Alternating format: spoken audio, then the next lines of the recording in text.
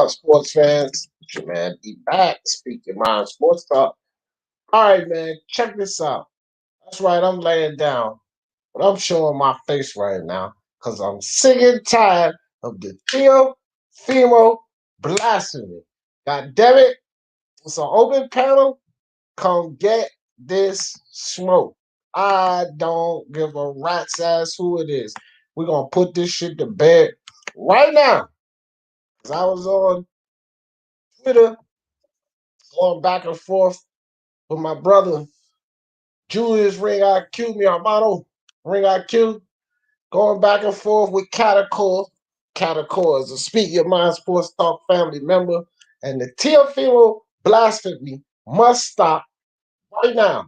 I'm not gonna have it. So goddamn it, it's an open debate. The link is in the chat for anybody that want to come up here and talk about this. You know, uh, these Devin Haney fans, Devin Haney supporters, or what the hell else they are when it comes to Devin Haney. I want to need all you guys to understand this.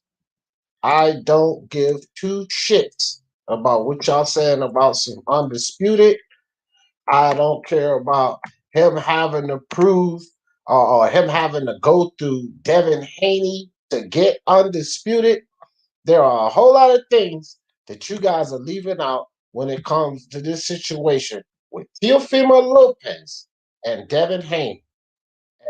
People keep getting it twisted. Hold on, let me put these notifications out. Let me put these notifications out, especially on Twitter. So all these goddamn people on Twitter coming back and forth, they can see this notification. Open debate.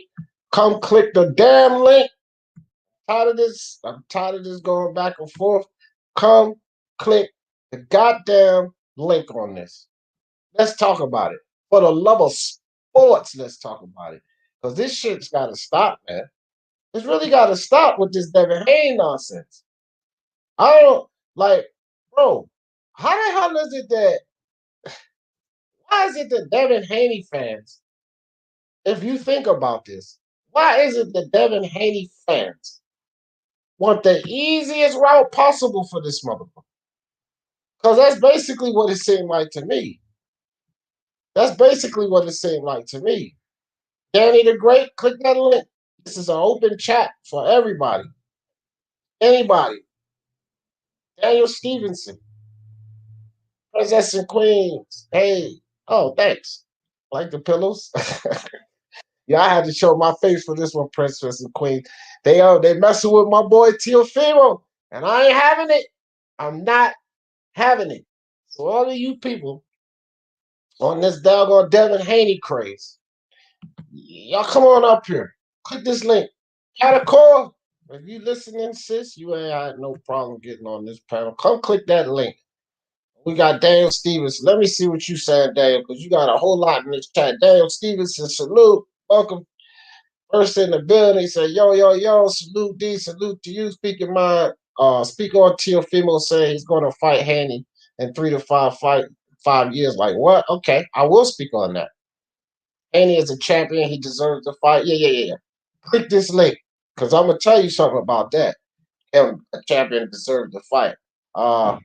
Add Teo is not undisputed because the WBA, IBF, and WBO do not recognize the franchise belt.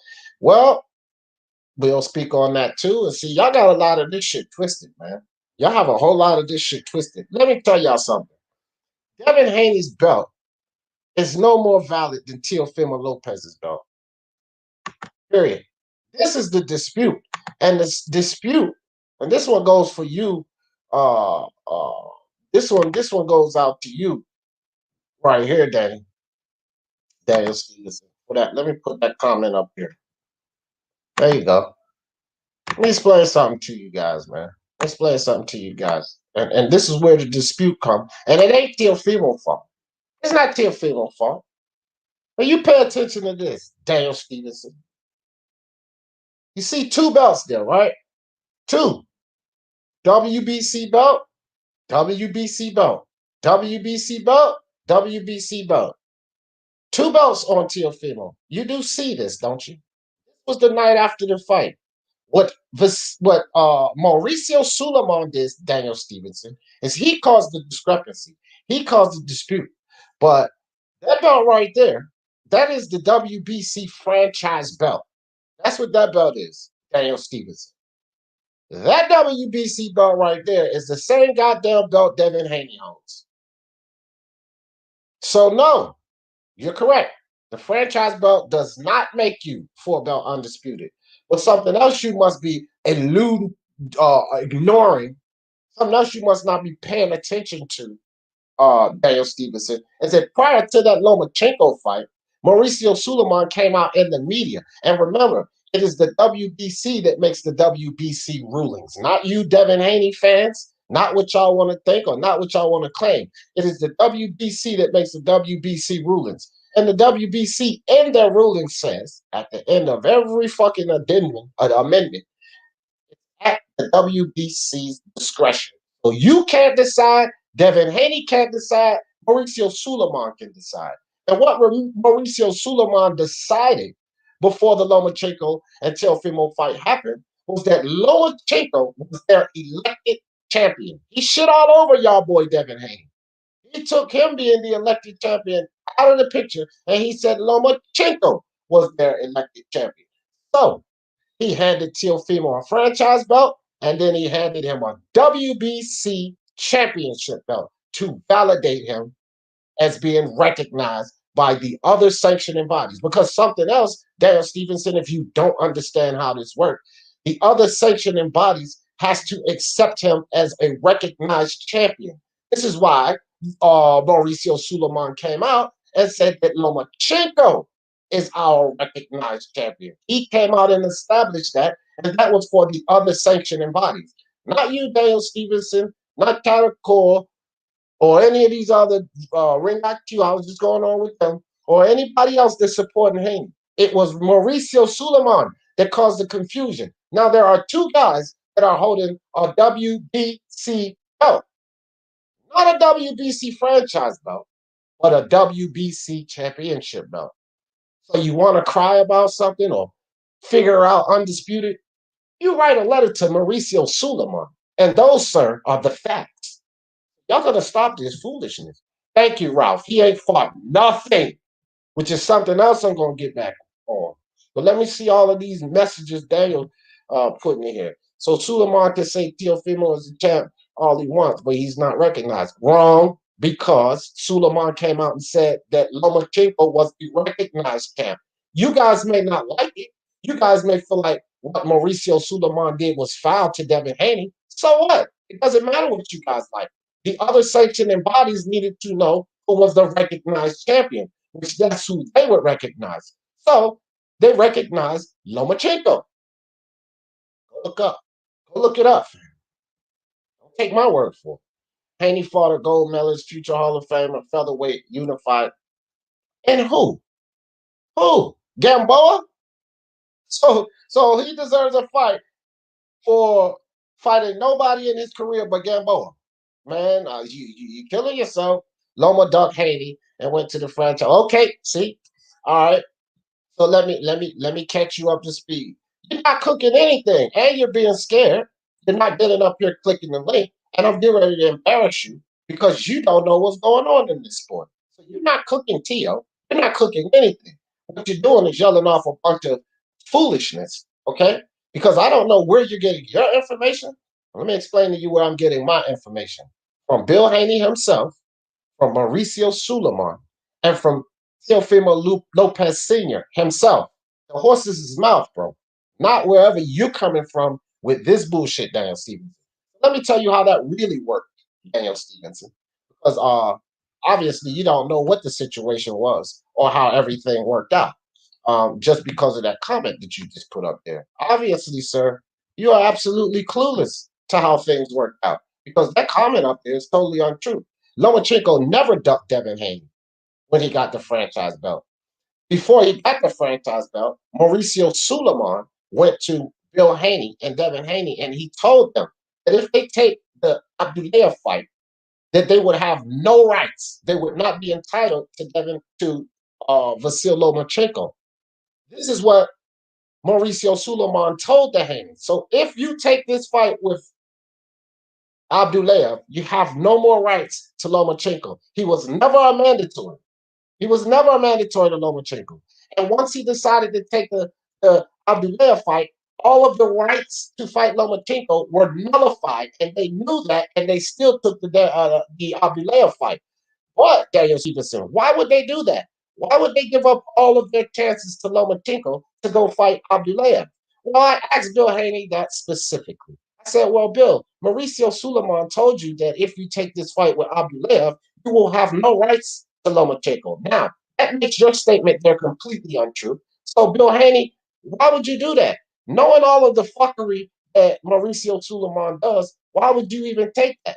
Bill Haney told me, Daniel Stevenson, I will give you 2.5 million reasons why. So Bill Haney talked to me personally, and he told me that they took that Abdulayev fight, knowing that they would have no rights or no ties, not being no fucking mandatory, wherever y'all got that from, to Lomachenko. And they did that, Daniel Stevenson, for $2.5 million. So that statement that you just wrote, totally not true. And you're not cooking anybody but Daniel Stevenson, because you lost, fam. And you can still click that link and stop playing Chat Warrior. Click the link. It's in there for all of you that want to talk this nonsense about Teofimo, bro. You don't know anything. You really think Teo is going to fight the winner of Ramirez Taylor? No, Bob is going to. First off, that don't have nothing to do with Bob. See, dude, you're lost. I'm getting ready to leave your comments alone until you come click this link. I'm not going to keep putting that foolishness up there because you don't know what the fuck is going on in this sport. And I can tell by the comments you dropping. And you can cancel that. I'm not wasting my time with your comments because every one of them have been off, totally off. You can't validate nothing you said, and I can validate everything I said because I'm talking to Bill Haney, Teofimo Lopez. I'm reading the things that Sulaiman are saying to collaborate the things that Bill Haney and Teofimo Lopez Sr. are telling me personally. So what the fuck are you talking about, and where are you coming from, Daniel Stevenson? Are you listening to BFTB and he knows his sports in them? That's where you getting your information from? But you damn sure don't got the right information coming up. And you ain't cooking Theo, you cooking the damn self. What's up, Danny the GOAT? What's up with you? The bars in the building, 135 be a ghost town when Devin Teo Garcia Luke move up to. Yeah, yeah, that's true. That's true, boss. There's not going to be a lot of action there. Who's going to come take it over? No, that's probably when Tank Davis will come there, boss, and then he'll go full belt undisputed. That's what he'll wait until everybody's gone. See, that's a Floyd plan. I'm glad you said that. And y'all mark my words. I said it on this live now. If that should happen, what he said, Devin Haney's gone, Luke Campbell, Garcia's gone, and then Loma moves back down to 130, where Tank is at 130 now. He would have every opportunity to fight him. Loma will be in his weight class. No, Tank's going to duck him again. He's going to move up, and then he's going to go beat these low-level guys up at 140. And they say, oh, Tank Davis for about unified champ. Yeah, that's the Floyd show. Still, at that point, have never fought anybody. That's what's going to happen. That's what's going to happen. We need this. I do. See, I agree with this. Now, I agree with this, Timmy Nealon. And let me explain this so that everybody understands the angle that I'm coming from. What's up, Eric? So, yeah, what's good? Clear that nonsense. Teofimo Lopez will just go beat Haney's ass and clear up all of these stupid Devin Haney detractors. Clear that nonsense up. We do need undisputed. I am not saying that I don't want to see these two fight. What I am saying is Devin Haney and his fans has no right to make demands. So for all of you out there saying Teofimo need to do something, first you need to know how this dude has fucked himself severely. He's in the position he's in now, having to stand in line for Teofimo, whether he has that Fugazi belt or not, that he never worked for, never defended well. He still has to stand in line because he gave his opportunity up. So we do need undisputed. But as far as Sulaiman is concerned, there is already an undisputed champ. It's you fans that don't accept it because Sulaiman has two guys holding a WBC belt. He has Devin Haney holding one and Teofimo holding one. I'm not talking about a franchise belt. I'm talking about a WBC belt. They're both holding that. Talk to Sulaiman. What's up, Eric? Yeah, what's good? Yeah, man. I just opened this up, panel up. It seems like everybody who I see you're on that Devin hate again. oh no, what is the hate? So let me. Nah, I'm playing, B. I'm Oh, playing, I'm playing. I'm playing. that's what I want to come up. I want the Haney fans to come up and start talking Nah, about some Devin Haney hate because I'm getting ready to nah. go all straight. I'm hoping I'm Ring at you or Catacor click in on here because I was just going back and forth with them on Twitter. I want the Devin Haney detractors to come up here, man. All of you nah. guys think Devin Haney is this and that or deserve something, come up here and talk to me. Click this motherfucking link and I'm getting ready to drop it again. This is open debate, open panel. Let's do it. All of you. Yeah, Anybody. well, Let's go. I'm a Haney fan, but the for me, the only reason why I think Haney got screwed over also is because he was originally supposed to fight Luke Campbell for that belt, and he got screwed over then. Everything after that, it was his decision. He got screwed over the first time when he was supposed to fight for that belt against Luke Campbell, and fucking Loma somehow got put in front of him. After that, then Haney decided to go his way, fight Abdulayev, even though he got told he wasn't going to get the Loma fight. That was his doing. And he did it for $2.5 million. Yeah, So well, he he gave got up. the bag. This is what I was trying to tell Kat and Ring Out But You. why did Loma go for the franchise belt? Who is this? Wayne? You ever been on? Yeah. You been on here before, Wayne? Yeah, I've been on there before when you thought that I was a Bruce Wayne fan, girl. Oh, okay, I remember. Okay, so what was your question? Because I'm putting all of this shit to bed. What was your question? My question is, why did Uh-huh. Lomachenko go for the franchise belt? Well, first and foremost, Lomachenko didn't go for the franchise belt. What Hold on, happened? hold on, hold on, hold on, hold on. Did Lomachenko have the franchise belt? All right, Wayne, let me tell you something, bro. Because I don't know how many times you've been on here. But this is how it works on here. One Okay. person talk, they let the other person finish, then they get there. Ain't gonna be all that yelling back and forth and cut Okay, motherfuckers off. respect, That's just respect, how I respect. do it. Okay, respect. It's just that you didn't answer my question, but okay, respect to that. I was about to, but you didn't listen, fam. My You ain't even apologies. give me a chance to My finish. You apologies. cut me off in between. I put my hands up. My apologies. That's why we gotta let each other speak. So let me get to the end of this, and I think I'll answer your question. Now, I'm saying that Lomachenko personally did not go after the franchise belt. But here's the thing: his handlers did, so it's on him. But Bob Arum and Suleiman worked this out so that Lomachenko would not be restricted to any mandatories, and he could move about the way he needed to. But there's a second part to that. When Lomachenko went for the franchise belt, it was of no consequence to Devin Haney because he had already accepted the Abdulayev fight. And Mauricio Suleiman came to Devin and Bill and said, if you take this fight, you will have no ties to Lomachenko, Wayne. And then they took the fight and they did it for $2.5 million. So once they took that Abdulayev fight, they knew they never had any ties to Lomachenko. So for all of these fans running around fucking off talking about Lomo took the goddamn franchise to duck Devin Haney, it's all a lie. And I confirmed this, Wayne, with Bill Haney himself. We talked about it. I saw the interview of you and Haney. I saw Right. it. So I don't know where all of this is coming from. It doesn't matter. It's of no consequence that Lomachenko took that franchise belt. It has nothing to do with it. Because Devin Haney had already severed those ties when he decided to fight Lomachenko. So what is the point, or why is it even relevant if Lomachenko took the franchise belt? How is that relevant to Devin Haney at all? Can I explain how it's relevant? Sure. Because if you're okay, let's say for example he was the WBA champion, right? He was a WBA champion, even though he was a WBA champion. But let's just take the WBA champion for instance, right? WBA Mhm. super champion. Okay, the WBA super champion mandatory comes along. It doesn't matter who it is, or the IBF champion, doesn't matter who it is. A mandatory comes along. You can't then get your team to elevate you to another belt and then say, oh, it's of no consequence what this guy did, even though he's the number one, even though he's the only one who entered the tournament and didn't back out. Teofimo Lopez did back out of that tournament and didn't want to fight who? Oh, so you want to go back to the tournament? You No, want to I'm go just back to no, the no. tournament. Listen. Let me explain something. I'm not shitting on Teofimo Lopez. I've been No, no, watching no, no. Teofimo I'm Lopez breaking since down all these misnomers. 2017. We're going to speak about that tournament, but I've go been ahead. I'm I've going to let been you I've finish. I've been rooting for Teofimo since 2017.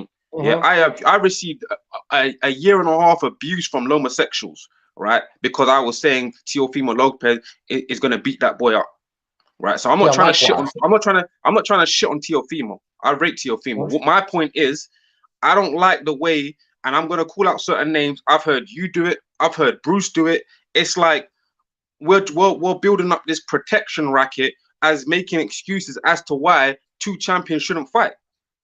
Okay, that's not true. That's not what I'm doing here. And see, this is why that's why I put this live up so I can kill all of these misnomers. But let me, just like I killed that misnomer about the franchise belt, I'm getting ready to stomp the fuck out of this tournament situation.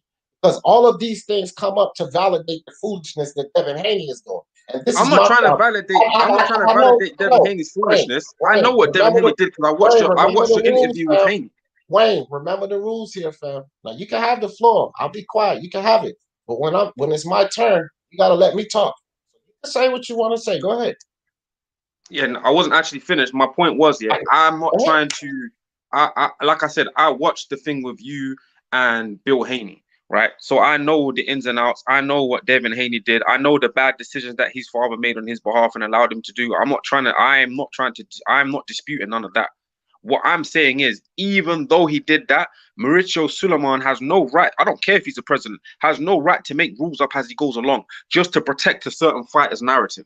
You've got no right. You can't tell someone who's the number one in that sanctioning body. Oh, by the way, if you take such and such a fight, you lose your position. It's the same shit. That's the same shit he did with Dillian White. What other sanctioning body does that shit? None. I finished now, so Okay. Now, first and foremost, under the WBC ruling, whether the fucking fans like it or not, because I just speak the facts, fam. I don't care what's fair, what fans think is fair, what they think is cool. I just speak the facts, okay? And the sanctioning bodies, as we all know, is a fucking problem in boxing. That's no secret. But the true. shit people are crying about now, what Mauricio Suleiman can't do, he's already done with Canelo. This was a second run. This wasn't the first time he did that. Yeah, I First agree. time, see, here we goes. I got to get this shit off, fam, because I'm going to dispel all of this bullshit. I'm really tired of hearing it. I'm getting rid of all of this bullshit today. Under the WBC ruling, behind every bylaw, it says at the end, under the WBC's discretion, which means what you said he can't do, under their rulings and their books of rules, he actually can do. Because all of their rules are stated, but at the end of it, go look it up, fam. It says at the WBC's discretion. So as a fan, you don't like it. You don't think it's fair, but he actually can do that bullshit. Okay? But all of this type of bullshit that people are acting like is new with the Lomachenko situation. No, the Canelo was a trial run. He put this in fact the second time. This ain't the first time this shit happened. He gave Canelo the belt so that he can move freely about. Okay? That's number one. So do I agree with the shit Mauricio Suleiman's doing? Hell no. But this is the things that have been done. But I want to touch back on that goddamn tournament situation. Because here's something that people leave out of that tournament situation. Fucking Devin Haney had the opportunity to do what Teofimo did. And they talked about it. He had the opportunity first to go that route, get into Comey, and get Lomachenko. But he declined that too. Well, Teofimo and Junior Lopez said, man, fuck this tournament. Fuck this tournament. Fuck that nonsense that Suleiman is doing. We're leaving out of this shit. We're going to go after greatness. And we're going to take that route that you didn't decide to take. Now we fast forward later, and people acting like it's a problem that he didn't want to fuck around with the tournament foolishness and took the right path to where he is now. Are y'all fucking kidding me? Because that's the shit with that tournament nonsense, foolery. See, and then now let me go back to the Lomachenko situation because you wasn't finished.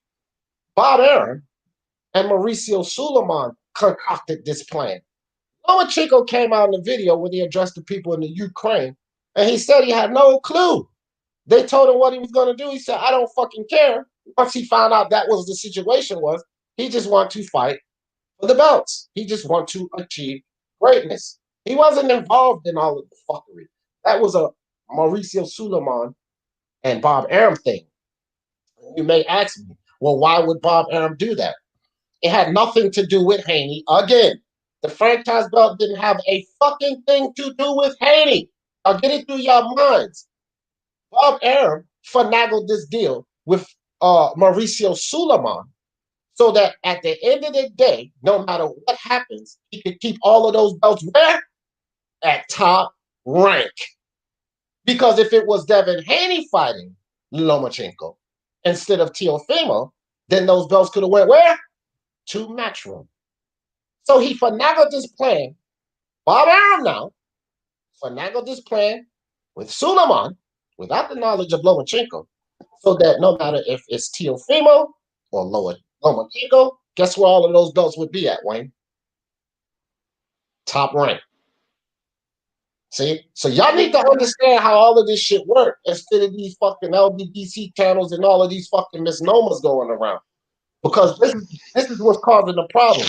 People don't understand how all of this shit really went down. So they're making these assumptions and they're holding Teofimo to fire over shit that he don't need to be held fired to.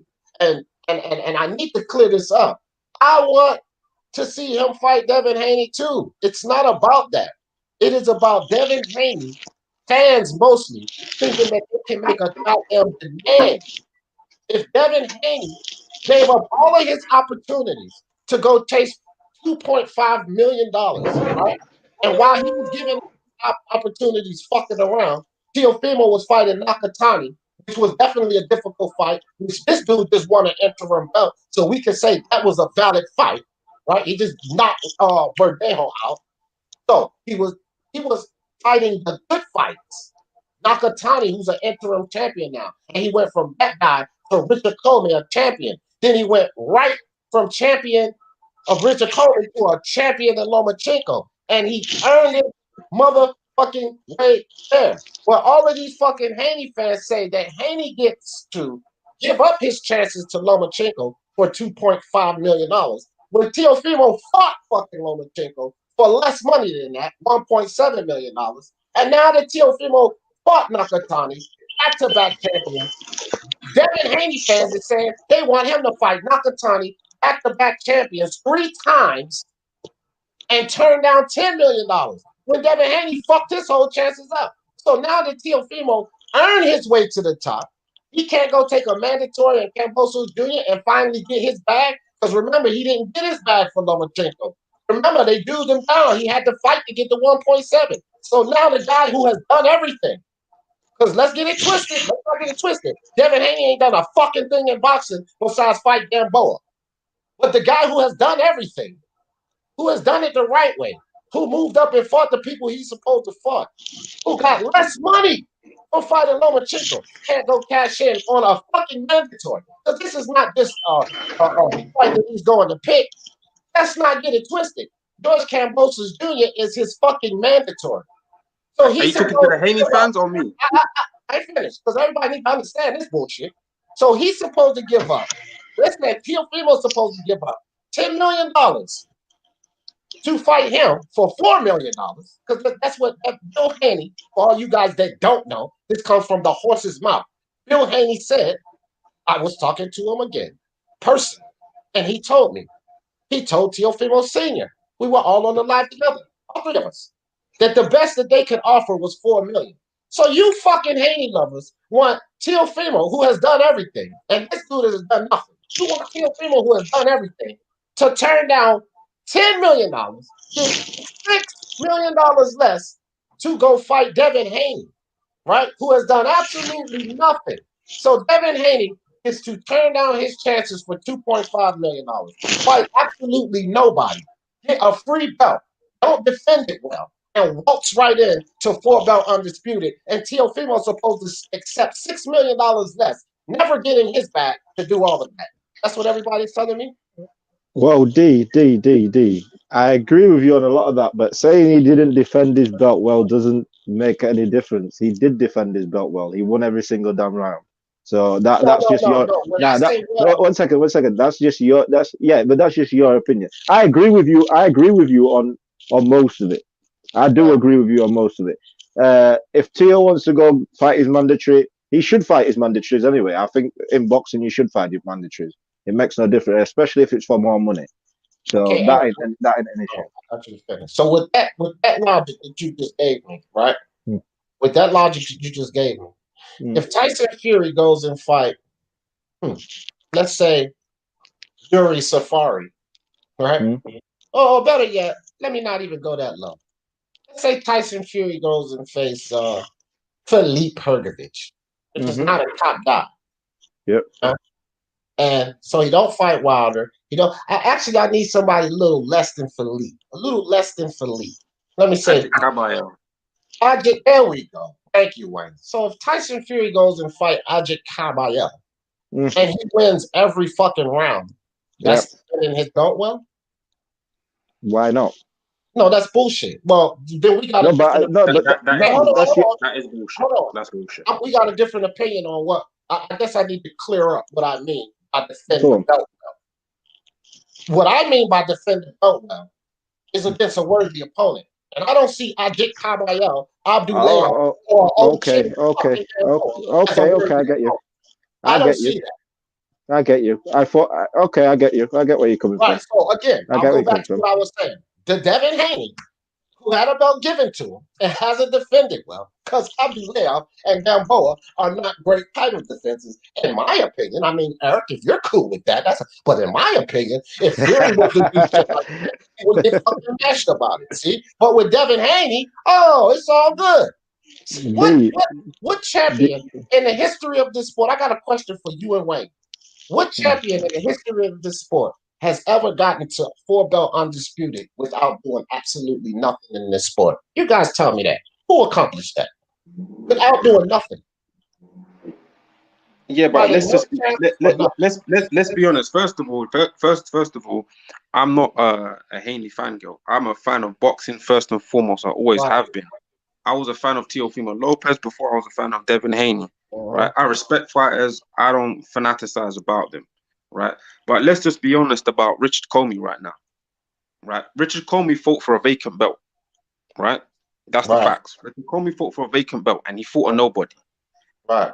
Right. So when we're saying Teofimo Lopez stepped up and fought this, man, Richard Comey is not better than Gamboa. I don't care how old Gamboa is. And I'm not trying to boost up Devin Haney fighting Gamboa because I agree with you. That was a pathetic defense, in my opinion. You can't be saying that, especially when people are calling you an email champion. If I'm being called an email champion, I'm making sure my voluntary is going to be against a top dog, not Gamboa. Like, so I agree with you on that on that aspect. But the way people are trying, the way I heard you trying to go about saying Teofimo Lopez has done everything because he fought Nakatani, who has Nakatani fought outside of Japan? I'm not sure. I'm not sure how many times he's fought outside Japan. But when you're saying that He he's done fought everything, once outside of Japan before Teo, and he just won an interim title outside of Japan against a guy who was heavily favored over him in Felix Verdejo. But continue. yeah, Yeah, but but that I'm was talking before. about I'm talking That's about at the after. time that Teofimo Lopez fought Nakatani, right? Right. That's after the fact. Right. Yeah, but my point is when we're saying that he's done everything, that's not really the facts, is it? Because let's be honest, it's not everything that he's done by fighting Comey and fighting Nakatani. Comey fought for a vacant belt. You know, Devin Haney was handed his belt, and he's defended that belt 3 times now. Devin Haney's defended that belt 2 times.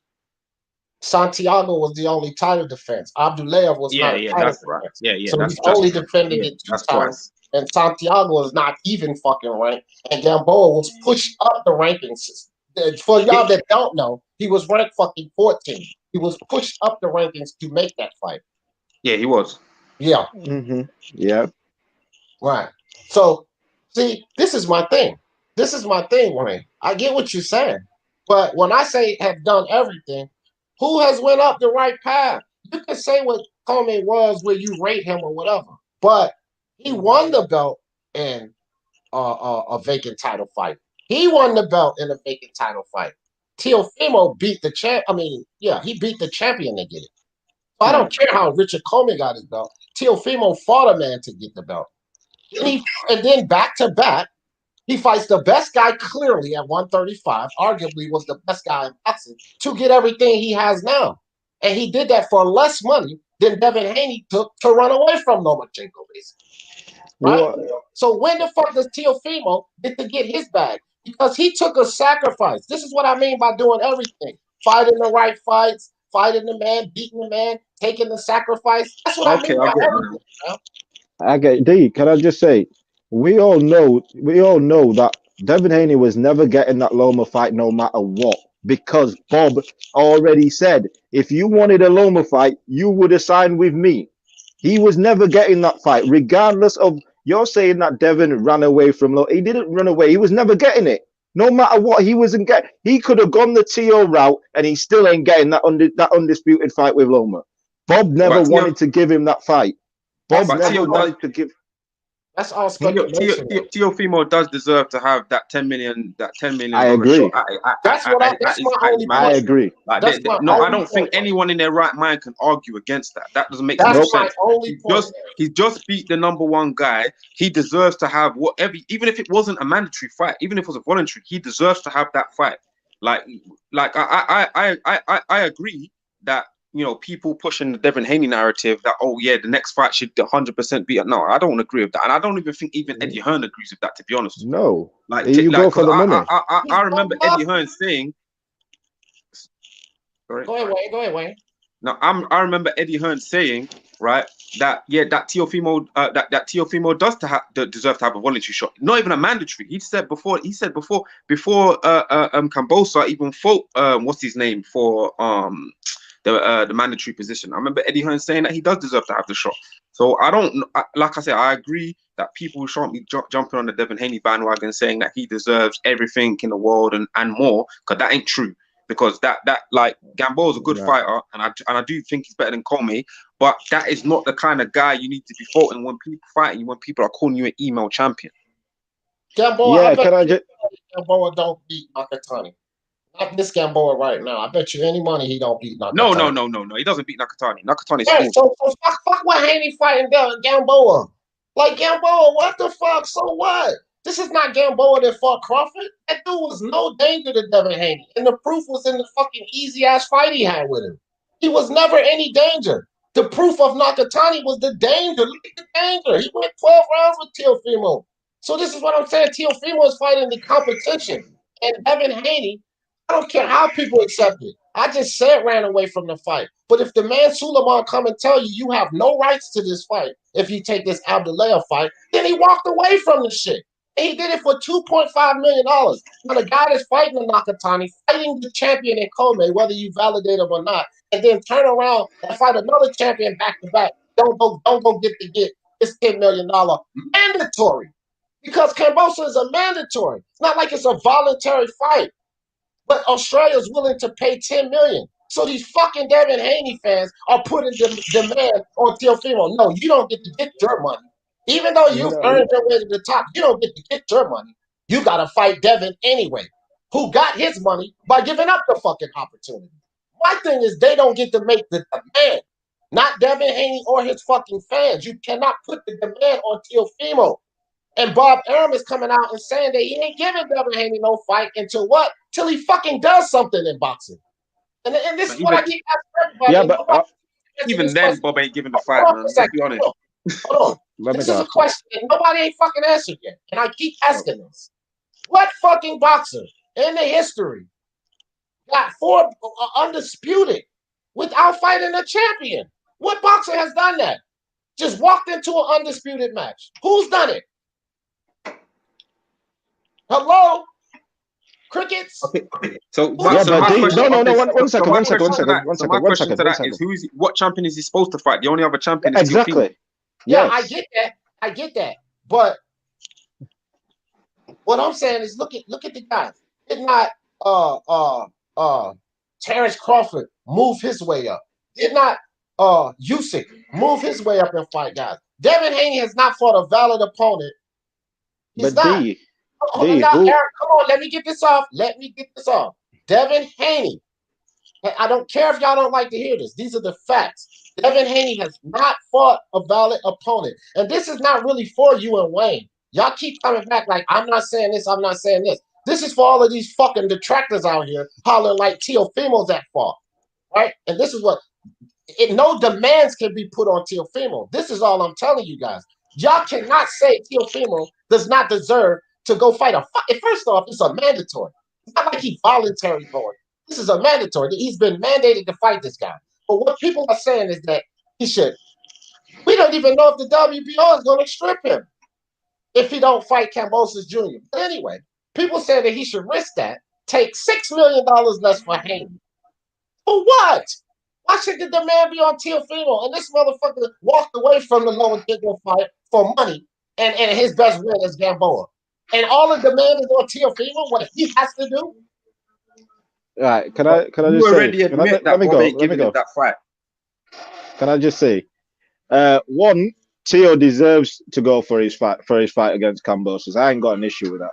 I don't think many people do have an issue with that unless you are. Yes, the fuck they do. Yeah. Yes, Well, the fuck they do, anyway, 'cause they I think don't Teofimo need to fight Haney. I don't have an issue with that. But you keep saying that Haney ain't for. Who is Haney supposed to fight? Isn't Well, Teo look, the best? No, one second. Let me finish this. Isn't okay. Teo the best guy in the division? Apart from Teo. Oh, okay. So who is Devin supposed to fight in order to get a Teo fight? Who is he supposed to fight? Because Ryan ain't done shit yet. The guy who was supposed to fight in Luke Campbell, that fight got took off him so Loma could get the fucking fight. Loma is coming off a fucking loss. If Devin beats him, it's gonna be Teo beat him. Who the fuck is Devin supposed to fight? We keep saying that Devin ain't fought nobody, and Devin. I understand it. Gamboa is shit. Gamboa is a tick over fight. I understand that. I don't rate the fight. He did what he had to do. Yeah, but who is he supposed to fight? In order to get a Teo fight. All right, man. How many times you gonna say who you supposed to fight and keep going on? Let me answer it. Because again, when I was talking to Bill Haney, I asked him about Javier Fortuna and Jorge Linares. Now, this was before he took on this ridiculous Gamboa fight or sent the offer to fucking Gary Russell. Why didn't he go after Javier Fortuna or Jorge Linares, which are valid fights, with much more valid than a fucking Santiago and Gamboa? I'll tell you that. Well, here's what Bill Haney had to say to me. Okay, one which I don't believe because there was no articles, nothing to validate it. But the first one, he says, "Oh, we already tried to get Javier Fortuna, but he turned it down." But what Bill didn't add to that was the context of that. Javier Fortuna was actually in line to go get a Lomachenko fight at the time that Bill and Devin Haney approached him. So somebody's going to give up an opportunity for Lomachenko for a kid that's done nothing in boxing? I don't think so. So they turned that down. Jorge Linares, they never tapped on his shoulder. His fight with Ryan Garcia fizzled out. Why you didn't try to get Jorge Linares? No, they tried to get Gary Russell and fucking Gamboa in the ring. So if you keep see all of this, because back then it was like nobody want to fight Haney, nobody want to. But that was all bullshit. Devin Haney and Bill Haney. I'm sure Linares was injured. Guys, let me get this off. Again, I'll let y'all have the floor. Ain't gonna be no cutting me off because y'all might not be doing it. But go the fuck on Twitter. Go through some of my goddamn comment sections on my videos. So you and Wayne might not be doing it, Eric. And this ain't really all going out to y'all. People gonna listen to this playback and they need to hear the fucking truth, man. Okay? Like, go ahead, take the floor, whatever, man. Say what y'all gotta say. Didn't Linares go back to Japan or whatever? That's why the Ryan fight didn't happen. Linares was facing the same problem that Patrick Texera. Can I butt in? Like, y'all have been speaking for like mad long. Okay, hold on. Let me ask this question, Kat. Let me ask this question. Linares was facing the same situation that Texera is facing right now. He couldn't secure a visa. Well, go ahead, Kat. Go ahead, Kat. Hi, how are you? First of all, how are you doing, D. Jefferson? I'm in bed. I'm laying down now. Just since I've been in bed, I will be in bed for another damn week and a half. They gave me 3 weeks of bed rest. 3 weeks? Yeah. Shit, let's trade. Okay, first of all, I just want to make sure I don't give you tachycardia because we know that anytime we bring up Lopez, you go and go off, all right? So I just want to make sure you're relaxed, chill. So I was just scrolling through my Twitter, commenting as I do. And then Mr. D. Jefferson goes on here and he just goes ham. And I'm like, wait, what's going on?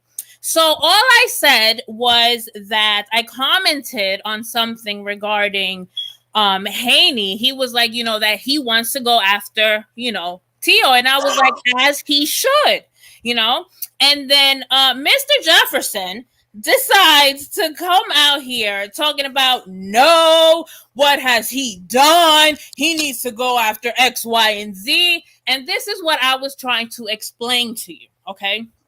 Now, we know the story of the WBC and what happened with Loma. Now, we understand that all the shit that Loma and Bob created has landed on Tio's lap, whether he likes it or not, because he is now the French fries champion, right? He's both. What? He's both. Okay. Yeah, I mean that's just that's look. That's just what it is. Okay.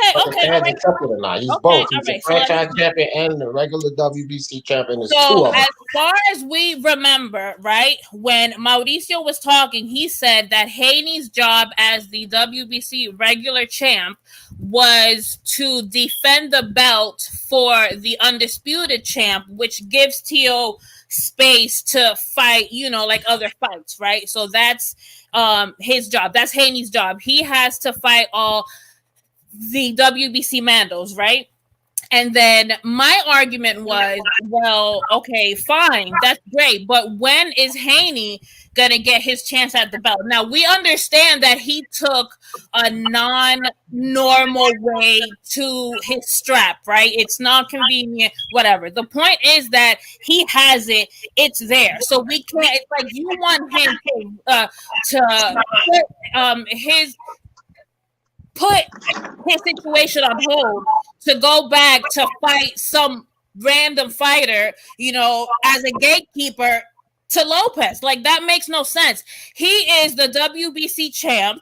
He has the belt. Does he not? Yes, he does. So whether you could say, or like look at him as a champ or as like the interim for like the WBC, he has a position that he got. Why would he turn around and fight someone else when he can just call Tio from the position that he's in now, which is the highest position anyone else in 135 has, because he has that strap.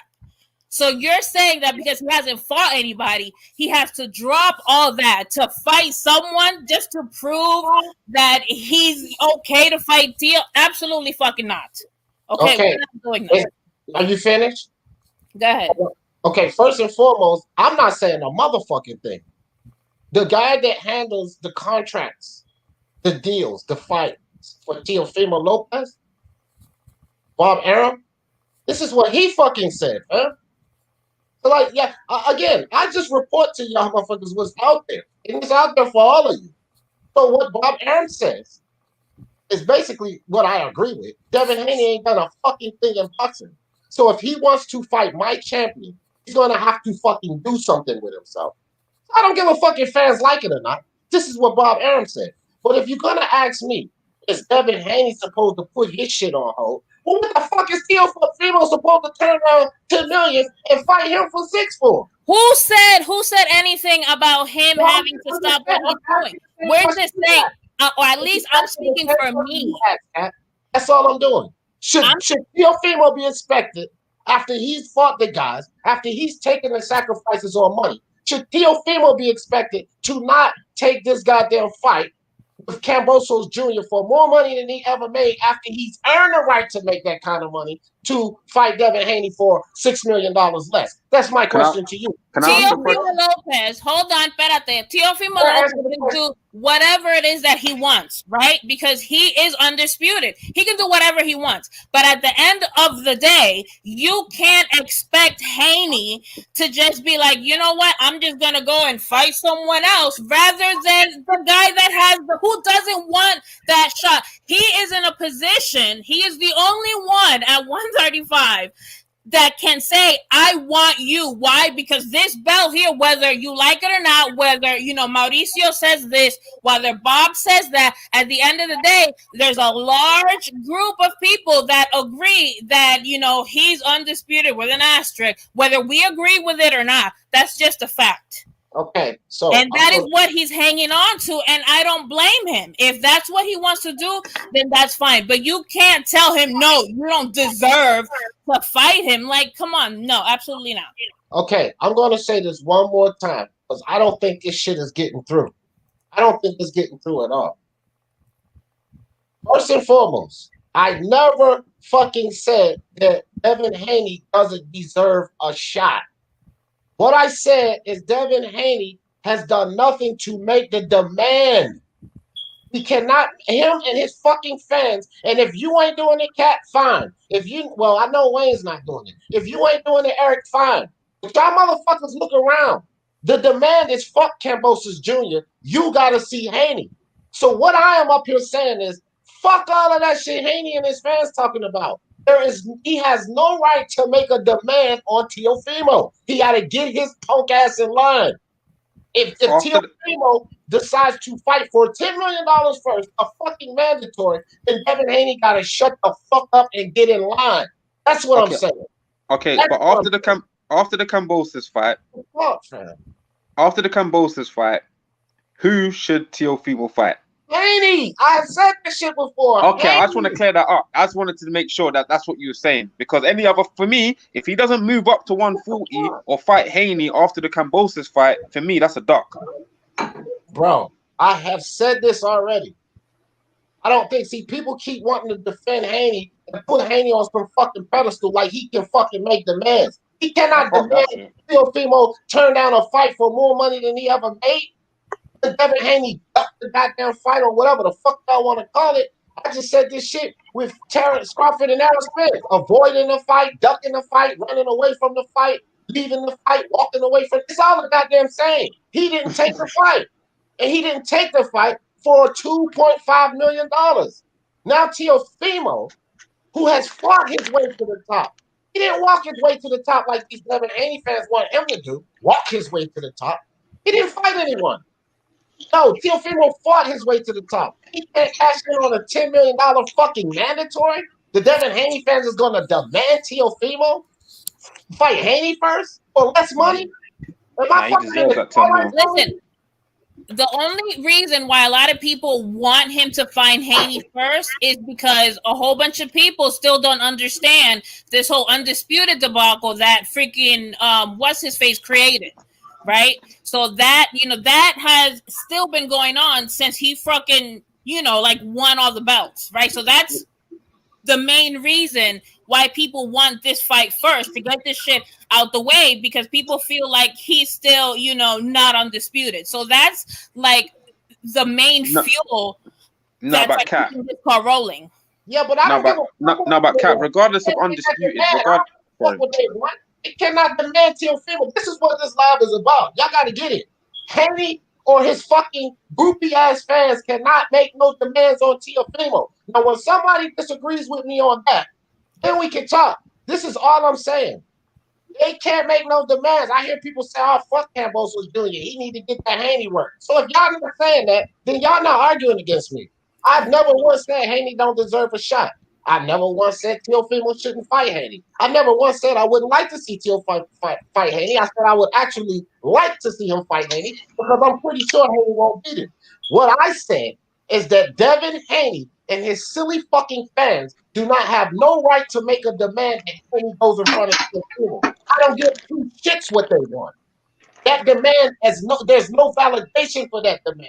What the fuck has Haney done to make that demand? That's my question to everyone. What has Haney done to make the demand to Teofimo to take $6 million less to fight him? What has he done? It's not about what he's done. It's the position that he's in is what they're arguing. I don't care what they're arguing, Cat. Somebody answer my question. Even the position he's in. So you telling me the position he's in states that Teofimo should take $6 million less to fight him? I want validation on it. And nobody can validate it. That's all I'm saying. Yo. What's up, D? What's up, my boy? How's it going, guys and Yeah, girls? I want somebody What to up? validate that because everybody keeps arguing about fucking Hold Haney on. and what he deserved and all of this bullshit. Hey, Right, hold hey. on. But I want some validation on how the fuck is Teofimo, who is doing more, who has fought Lomachenko, supposed to get the short end of the stick?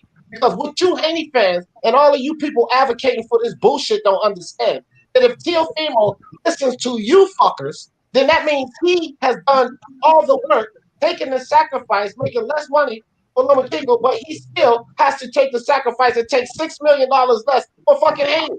That's what y'all asking, basically. I don't give a fuck why y'all think. I don't give a fuck the fact he put himself in position. That's still what the fuck y'all asking for. So you're saying that he wants to go that route for the money. That's what you're saying, right? Yeah, the same way Devin Haney wanted to not get Lomachenko. Okay, McCarajo, no me grite. I'm right here. That's what I'm saying. This is what Devin Haney did. So when Devin Haney did it, all the Devin Haney fans had nothing to say about it. When Devin Haney went after money instead of going after Lomachenko, the Devin Haney fans' mouths were zipped, quiet, didn't say shit about it.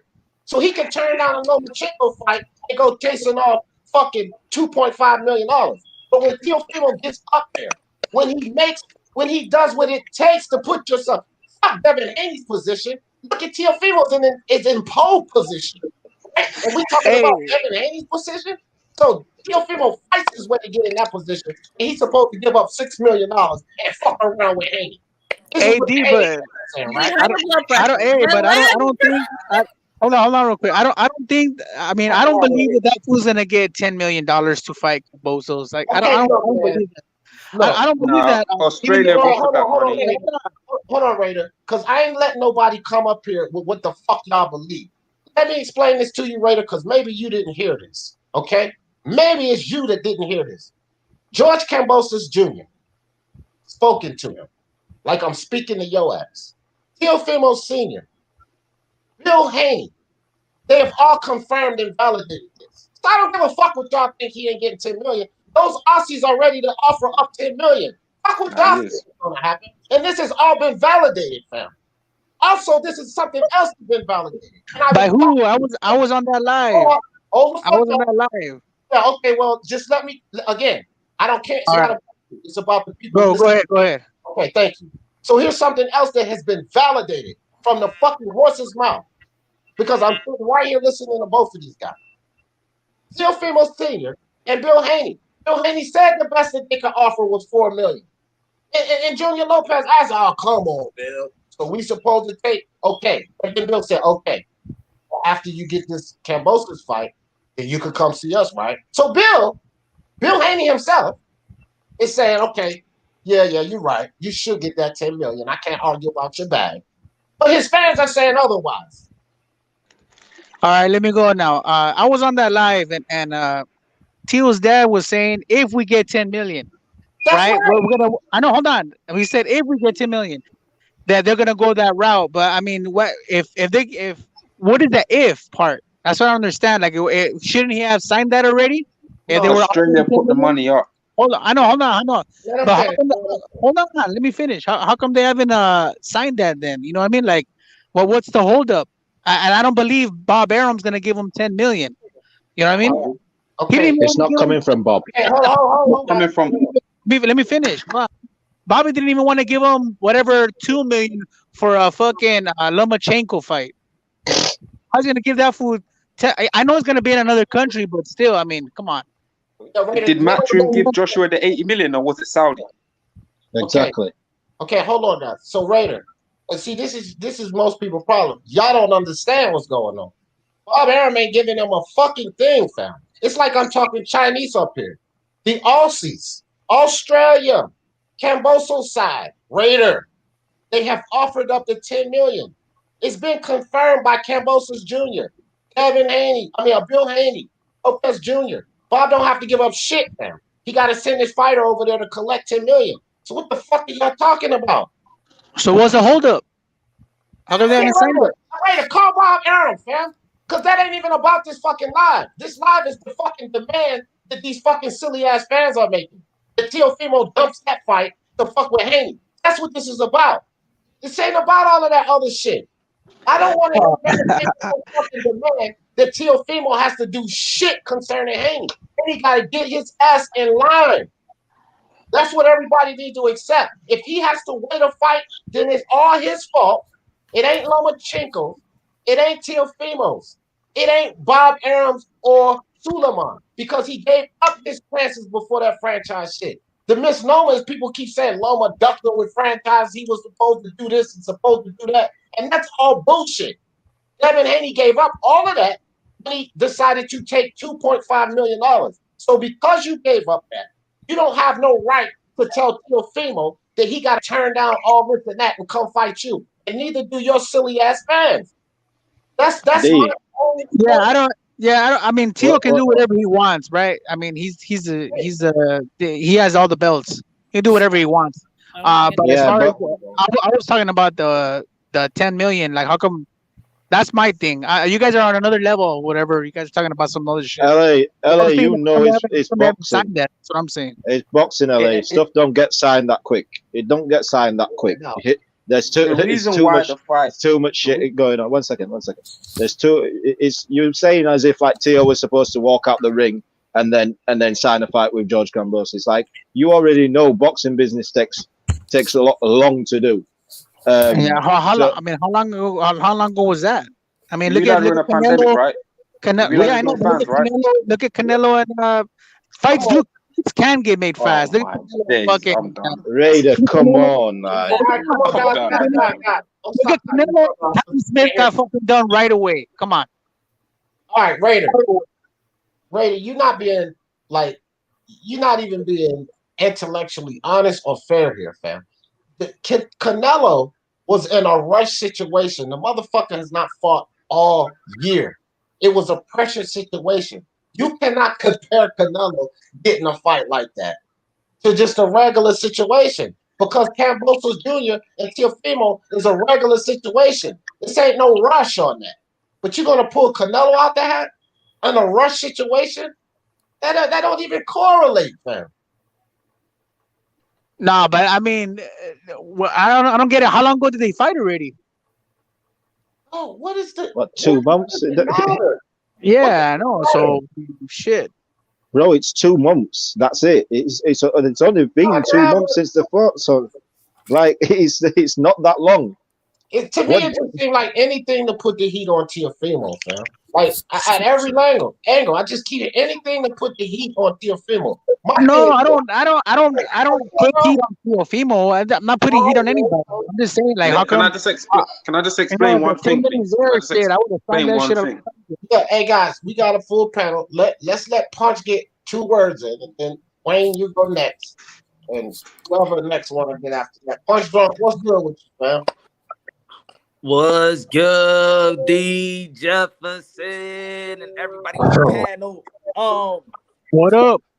I mean, yo, what's good? What's good? I don't know. To be honest, D, man, I don't know how many times have Mauricio Sulaimon has to clarify certain things. I don't know how many times does Junior have to clarify certain things. I don't know how many times Bill Haney has to clarify certain things. I don't know how many times they both at the same time has to clarify things.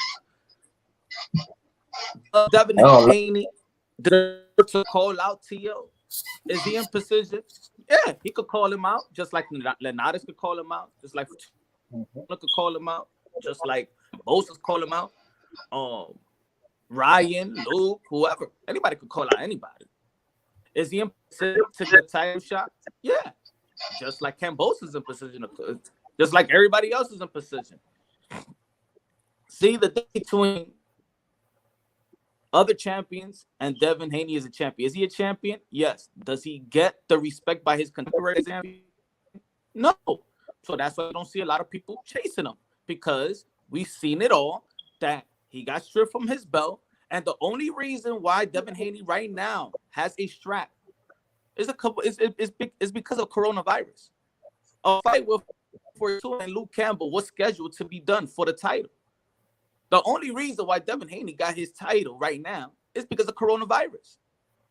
Before that, the reason why is because he petitioned for an interim belt, knowing that he's not going to get a shot to Lopez.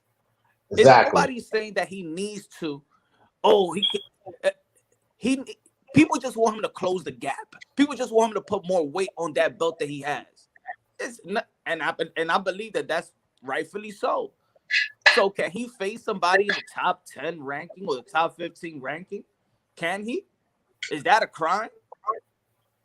Can he do more than Santiago and Campbell and Santiago and Gamboa? Now, earlier D was talking about the Fortuna. When Fortuna wanted the fight, he was IG live, but of course, maybe a lot of people don't understand Spanish. But he was saying his side of the story. But of course, he doesn't get that hype, and there is no machine behind him, so people could believe his side of the story. His side of the story was that he was going for Devin Haney after they gave him his belt back. And he said that he's a coward in Spanish. He said he's a palomo. He said he's a coward because while he was asking for that fight, that Devin Haney was saying that he's not prepared for that fight yet at the end of the but yet he was still trying to get the belt. And that's why he was saying that he's a coward, because while he's saying he wants to get the belt, that he's all right, Fortuna is saying that if you're all right, then we'll fight. But his team is saying that he wasn't prepared, he was 100%, and he wanted a tune-up. We all know that he was going to get a tune-up. Right. And then they came back to him when he was in line with Paloma. Like, get the fuck on with this shit, bro. These having Devin Haney fans don't know a goddamn thing. And here recently, I want to talk about something recently here. Since all of these goddamn Haney fans think that Devin Haney gets to jump in the way of Teofimo and make demands about what the fuck he should do. Let me tell y'all this. It was mandated that he fights the winner of Luke Campbell and Ryan. Number 2, Javier Fortuna just called his ass out again when he beat Losado. And now he ain't locked up for no fight. He's not in line to get a fight with fucking Lomachenko. But Bill and Devin ain't talk about no fucking Javier Fortuna. Here's another thing. What about go tap the shoulder of fucking another interim champ who would be a common opponent with Teofimo Lopez, goddamn Masayoshi Nakatani? All of these fucking Haney fans talking about don't nobody want to fight him. Get the fuck on with that. He got plenty of fights he can get. And the most important thing is that the man that him and Bill got to go through, Bob fucking Arum, told him to go do something with him fucking self. So you got Javier to do something with your fucking self now. You got the winner of Luke Campbell and Ryan to do something with your fucking self now. You understand? You got fights to do something with your fucking self now. Or you little chicken shit. Since everybody want to call Teofimo a ducker, why don't you in the bed with Floyd Mayweather, you on this fucking plane, why don't you goddamn pick up the phone, your own boss, and call Floyd Mayweather and get taken that goddamn ring? And that would validate you more. Get the fuck on with this Devin Haney shit. Like, he's supposed to get the world and do nothing. Because that's basically what y'all asking for. This motherfucker, what has he done in boxing? He's supposed to get everything over Gamboa. Hey, yo, I gotta bounce. I gotta do some shit, but I'll say this. Like I said, Teofimo can do whatever he wants. You know, he's got all the belts almost, but he is not undisputed until he fights Haney. That's what I gotta say. So peace out. Catch you guys on the next one. All right, Rainer. I don't give a fuck about that undisputed shit for real at this point. I really don't. I don't care because Suleiman caused the confusion. Like I said, 2 of those guys are holding the WBC belt. And I ain't talking about no franchise belt. I'm talking about a WBC belt. Get this shit through your head. I don't care about the undisputed shit because that's a Suleiman situation. That is a Suleiman situation. But both of these guys, this was the franchise belt. That's a franchise belt. Get this shit straight. That basically represents the exact same fucking belt Devin Haney's holding. So y'all go cry to Suleiman about which one of these motherfuckers are the actual champion. Not only that, Suleiman disrespected the fuck out of Devin Haney. But y'all don't talk about that because before the fight, he said Devin Haney ain't our elected champion. It's Lomachenko. But y'all don't talk about that either. So it's too much of a dispute over the undisputed. I don't care about that. My point is the demand. The demand. Devin Haney don't get, and his fans don't have no right to make a demand. Do he have a right to challenge? Sure. Do he have a right to get the fight? Sure. Do he have a right to make a demand and tell Teofimo not to take money when his silly ass goddamn gave up his opportunity for money? Fuck no, he don't have that right. Fuck no, he don't have that right. And that's what this live is about. You can't But make a demand on Devin Haney.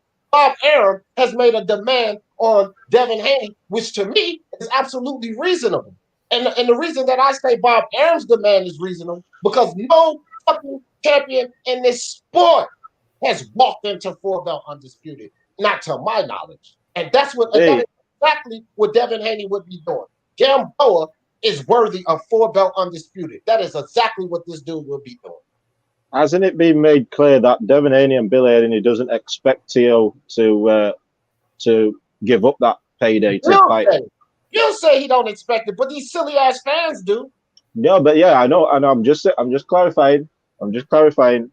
Bill has said that they don't expect it, so this isn't even on Haney. This is on the fans who for some reason think that Teo needs to give up some money just to fight Devin. He can fight Devin after that fight. Man, Junior Lopez was like, "Come on, Bill, you know how this thing works." And Bill was like, "Okay." So he accepts it. He accepts this.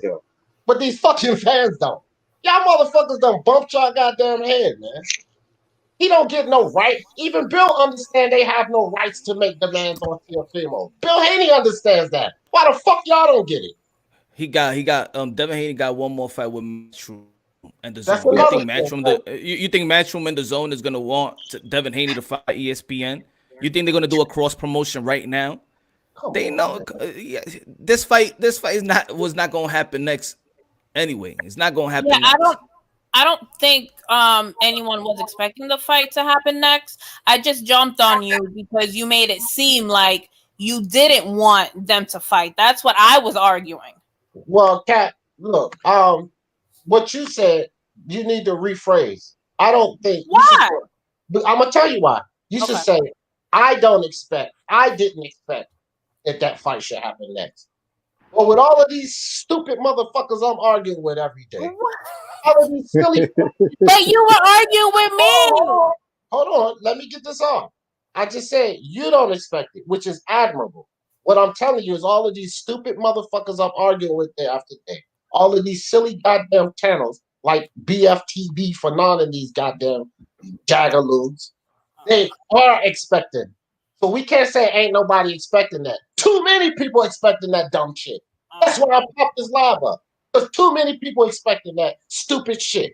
I felt attacked because we were going back and forth. And then you told me I'm going to go to the live. And I say, hold up, let me park my car, damn it. I actually didn't tell you that. I told Julius that because he came in under your goddamn defense. So I was going at both of y'all. So that was really to Julius. I'm getting ready to fuck this bullshit. Because he came right in behind you. So it was me goddamn going on Twitter, you and Julius. So I was like, I felt attack, goddammit. Because I had you and Julius after me. So I said, fuck this, I'm going to put it into this shit now. Look, all right. So I get it. He's going after money. Look, it is what it is. Whatever. We were, or I should say, I was expecting, or at least I want to see the winner of Campbell and Garcia go up towards Haney if that is a possibility. And then if Teo, decides if he's staying or he's leaving, because I don't even know if he knows what he's doing, but you speak to him on the daily, so I'm gonna assume that you know. You know way more than me, Punch Strong do. You know way more than I do. Oh, we know that. Mm-hmm. But you know what? Look, man, at the end of the day, I want them to fight. We all want them to fight. When they fight, I prefer that they fight sooner rather than later, but it is what it is. You know what I mean? I can't tell, like Lopez, no, don't go get that money, because I would go get that money. Are you shitting me? But my thing is that with the way Haney done move, he should have every right to. And Haney fans shouldn't say a fucking thing about it. But Haney, smart. Look, whether you like it or not, it's smart. He's hanging on to the fact that people don't consider Teo undisputed because of this WBC shit. Whether you agree with it or not, it's smart. Why? Because if you get the fans into it, Teo is gonna be like, you know what? Fuck it, let's do it. Well, here's the thing, Kat. I don't give a fuck. I don't like it or dislike it. What I'm saying is y'all ain't putting no demand on Tio. I don't care why he's doing it. I don't care the science or the logic behind it. All of that shit makes sense. My life is about the demand. All of you motherfuckers putting a demand on Teofimo, go fuck yourself. That's what this The live is demand about. was That's what this he live is about. needs to fight Haney. Whether he fights him next or not, I wasn't specific. I just said he does need to fight Haney. Yeah, and we we agree. can all agree on that. That's a yes. We Right. agree on that. We agree on that. Exactly. This live is about him fighting them next. That's Okay. what this live is Well, about. you weren't specific. So, D, What since up? when do you listen to BFTV? When has he ever spoke any sense? I always let me tell y'all something, man. Let me tell you something right goddamn now. I always listen to that silly motherfucker. Him and Bernard and Fred and 78. I always listen to them silly ass dudes, bro. I keep he knows his sports, Bruce fucking Lane. I always listen to these idiots, man. Because Bro. actually, let me take Bruce Vane and slide him away from those guys. He's an idiot, no doubt, but he is not on their level of idiocy. See, Bruce Vane knows boxing, but he uses what he does know to build these conflicted ass goddamn ideas. And as talented as he is, he has to know what the fuck. He has to know something to create that bullshit. But even still, Bruce Lane, you an idiot. So I put him in all. So I listen to all of these motherfuckers that I might not particularly like because I need to know what messages I need to put out. This channel is about putting out the truth. So if I gotta hear these bullshit narratives, because I need to debunk them. So I have to listen to Bruce Banner. I have to listen to Fred, Fanon. I have to, and I don't hate. I go over there, and if I listen to their videos, guys, guess what I do? Guess what I do? I hit the thumbs up because they gave me content. They gave me something. I don't go over there hitting the fucking thumbs down. No, I don't support their messages. No, I don't particularly go for those guys. But I don't go over there hating. If I listen to their video, then they provided me with content. But they've also provided me with these misnomers and foolery that's going on around in the YTBC, which gives me my energy to pop lives like this and say, you idiots, this is how it really goes. That's why I love those guys. They're necessary evil. Like, it's balance. We need those idiots in this community, right? I get you. You're a better man than me. To watch them because I don't need to be losing brain cells listening to this. Yeah, you're a better man than me listening to that shit. Y'all stay away from me. Let me take on that fast. I can't sit there. I can't sit there for 30 minutes listening to that shit. After 30 seconds, I've lost at least like 20 brain cells. Becoming boxing dumber by listening. It's like the movie Billy Madison. He was like, "You are now all dumber for having listened." You know, listening to that shit. Hey, Glenn in the building. What's good, man? What do you think about this whole demand on Teofimo Lopez? These silly ass Haney fans demanding Teofimo Lopez take less money. What do you think, man? Man, look, from what I looked at Box Truck, right? And my bad. Did Punch get a chance to talk? Because I didn't even hear Punch talk. Already. It's on you. Everybody talk. Right. All right. Cool. So yeah. So number one, I looked at the Box Rec, and before even Teofimo, because Devin Haney is like considered number 4, I think, and then Gervonta Davis is ahead of him. That should be the fight he's looking for right now. Because even when you have like right now, you guys been talking about Nakatani since the weekend, right? And guess what? It was because it was a great fight. The other fight with Haney was boring. This is why you seen Yuriokis Gamboa slip to number 32, even though he was like 11 spots ahead of Verdejo. But Verdejo is now ranked number 27, which still he slipped from 23. But this dude slipped all the way to 32. Why? Because it was obviously that he wasn't even ready for that fight. He was outclassed. He's an older guy. You know what I mean? And then he took some light work. This excuse me. This is how I pressed Bill Haney about that. Like, don't you think you could get more fans if your son was to fight Verdejo? You know what I'm saying? Because if he would have won, hey, guess what? You would have gotten a lot more fame from the Puerto Rican people. But instead, he wanted to go that route with this. Now I'm not gonna say he's a bum, but Gamboa, he's older, he's washed. He's not really the same Gamboa that used to be. He finished. Who? I say he washed. He finished. He passed it. Yeah, that's what I'm saying. That's what and that was my whole debate with Bill Haney, bro. That was my whole debate. And then what I'm saying, like other people, oh, that was a dumb question. I'm like, how you feel that's a dumb question? Like it's a realistic question. You know what I'm saying? Like, you know what I mean? And I stand by my shit. I already know that I know what I'm watching. And at the end of the day, man, I feel like he's trying to take the easy road. And he's calling out Teofimo. Why? Because Teofimo got that route to Lomachenko and got all the belts. Now he's trying to get that belt. Well, you prove yourself first, because he's trying to make money right now. He already got the belts. He's trying to make money. He's trying to get these are prize fighters as well. He's trying to make some money, And Devin Haney's problem is that it's not as much as Teofimo and Senior saying it. It's the guy you got to work with to make the fight. You and Eddie Hearn and fucking Bill Haney, the guy y'all gonna have to sit down with to make the fight. He put this demand out. That's why these fans getting mad at me. Like, why should he have to do this?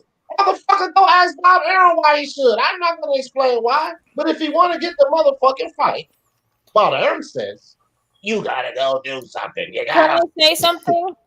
I think you guys are misunderstanding what Bob said, right? So when Bob said he needs to go fight someone to prove himself, he means because we all know that Haney's fan base is not that large, right? So when we talking money, right, like Tank versus Tio, even a Tank versus Garcia would do more money as far as eyes on the fight versus a Haney, because his fan base ain't that big. Yeah.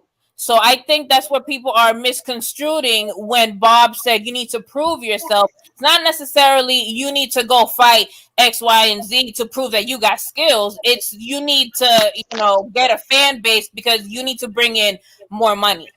That's exactly right. Because Bob is about the money, and that's what he meant. But Cat is one and the same right now. Because Ryan, a money fight. Hank, a money fight. You understand? So it's right now it's one and the same. It's one and the same. I mean, we could play with the words, and that is the angle that Bob was coming from. But currently now, those fights will be fights that validate. D, can I just say, and I feel that's probably why they chose Gamboa, because Gamboa was a name. It was supposed to be a statement to build his popularity.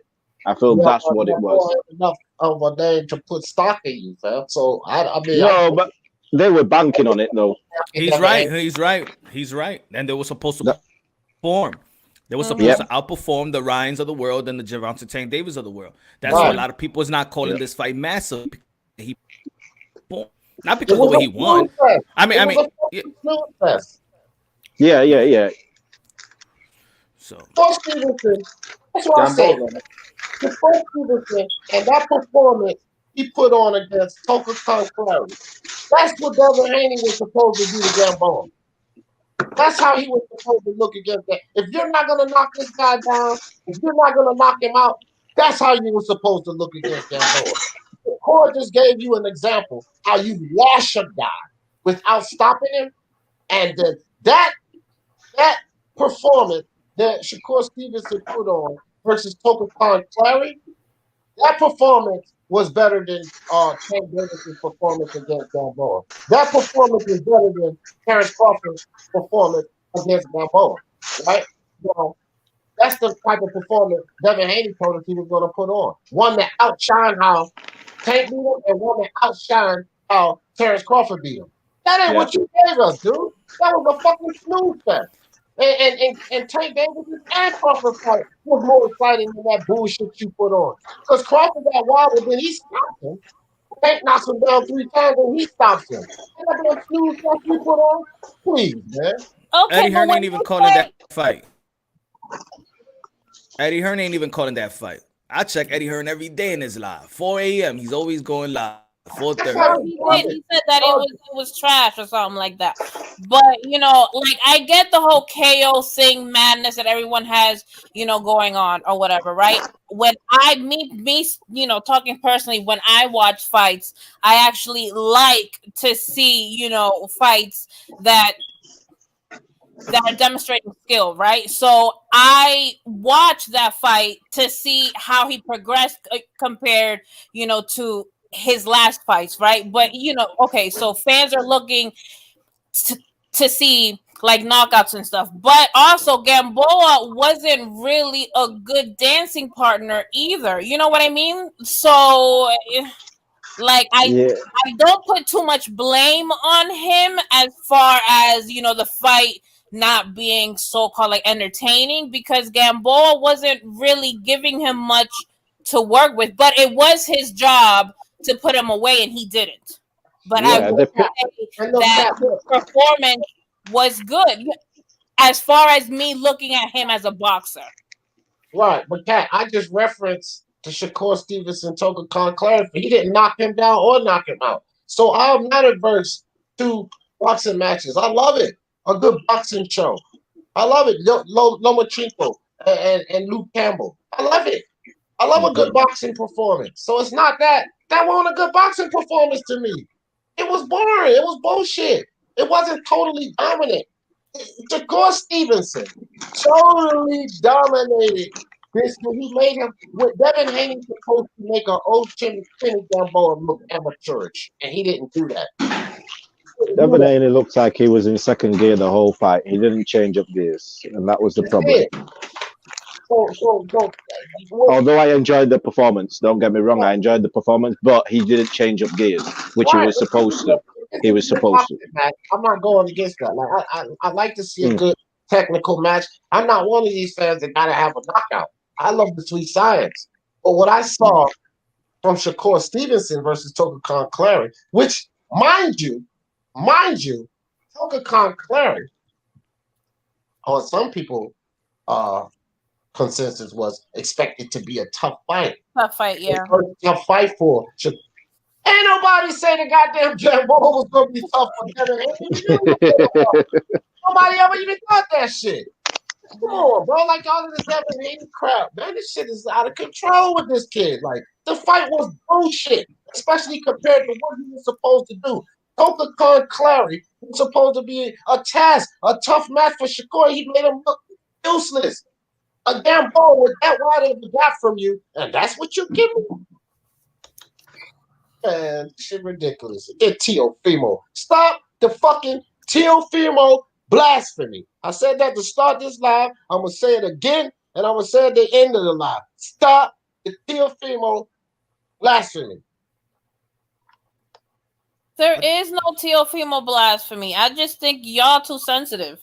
Y'all can't take it with people. Come on now. I think the Haney fans are more sensitive. No. We're not gonna do this. We're not gonna go at Cat and punching. No, Cat.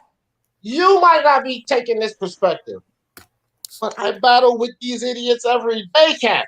I'm not being sensitive. Motherfuckers be saying fuck that Camboso Jr. shit. Devin Haney, Teofimo need to. Ain't nobody worried about no Australian fight. I know. I'm surprised you're not hearing this shit. Because I don't follow those crazy people. I'll mute all their asses. Well, don't tell me that I'm just being sensitive. Because this is the shit that's all around. It's all around. Yeah. At the start of the live, I was like, "Oh shit, I don't think that shit." But then I realized, you know what? They ain't even going at me with this shit. It's somebody else. These fucking topics. It ain't because of what y'all say. It's because of these goddamn idiots out here. You don't even listen to that fucking idiot BFTV. Don't you know he's on my segment? You idiot. You don't listen to He Knows His Sports. Don't you know he's on my segment? You idiot. IQTV. You idiot. Blue Blood. You idiot. And I can go on and on. Bruce Wayne. You idiot. Fred Barbershop. You idiot. See, wait, but isn't what's his face a whatchamacallit fan? A T.O. fan? Bruce. Ain't he a T.O. fan? Yeah, but he's Bruce is. It's on Canelo every chance he gets. Oh yeah, no, I know that. Right. It's not Loma. again. It's not about if Haney has a chance or in position to fight Teofimo Lopez. The problem is shaming Teofimo to fight Devin Haney. That's the issue. That's the problem. Yeah, I got that in the I sport got that. though. And look, and Kat, I want to say this again. Hell no, that motherfucker not a goddamn Teofimo fan. That motherfucker was only using Teofimo to trash Lomachenko. Yeah, he And I hates was Loma. on that perspective everything. See, I pay attention to the shit Bruce does. That's why I say he's smart. He's a smart guy. He knows this sport. But he uses shit to finagle those goddamn videos he come up with. He ain't no fucking fan of Teofimo. He used Teofimo to trash Lomachenko. He did it the whole time. Me and Punch are fans of Teofimo. Glenn Avery. He ain't no goddamn fan. He's an opportunist. Look, man, I don't mind not the trash, but like I don't mind like the debates going back and forth, right? As long as there's substance to it, right?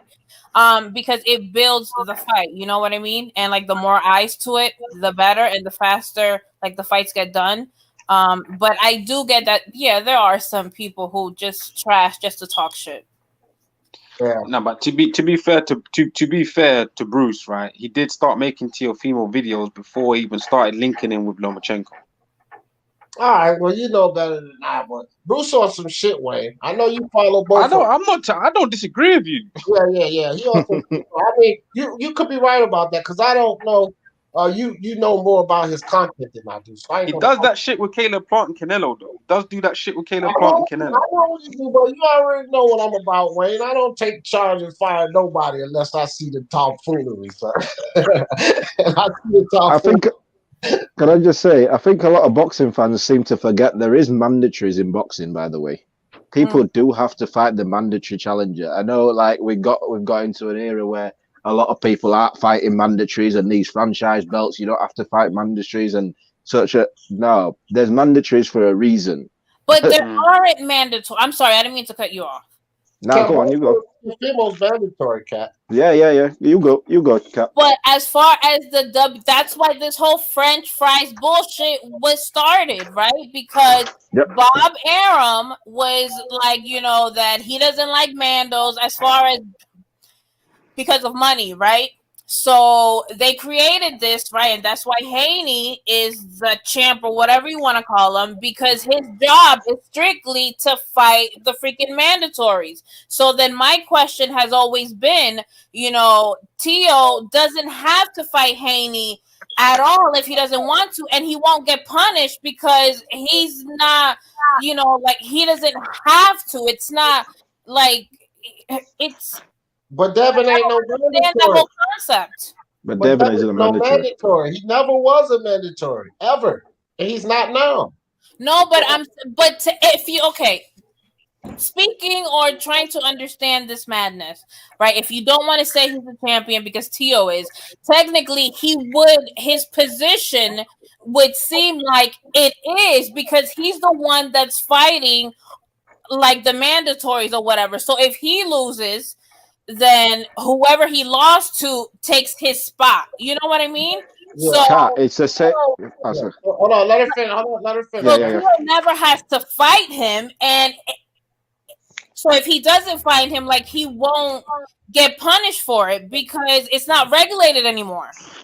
Yeah, is Manny Pacquiao is Manny Pacquiao the real? Who you consider the champion, Manny Pacquiao or Ugas? Pac-Man. Manny Pacquiao. Ugas don't have. I mean, Pacquiao don't have to fight anybody. He's not mandated. No. Ugas has to do all the work. But also, we've already been through this. There's a difference between being number one contender and mandatory. We had this with Dillian White for years.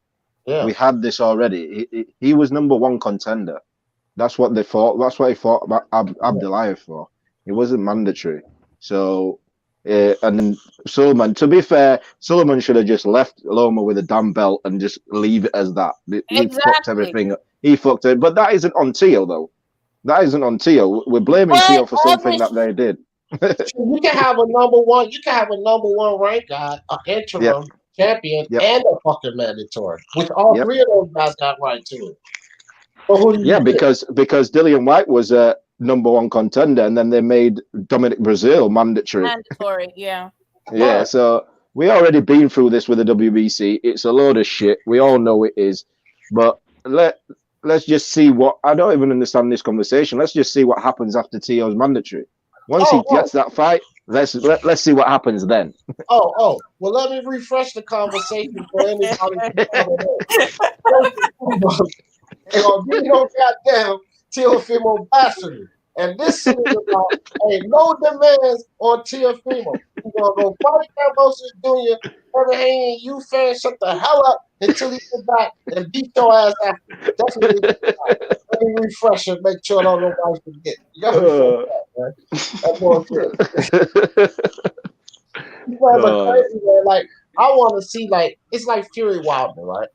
And as I thought about it, me and Buck were talking about this. Because before, when, I said, no, I don't want to see no damn trilogy. I'm going to watch football, basketball, or something.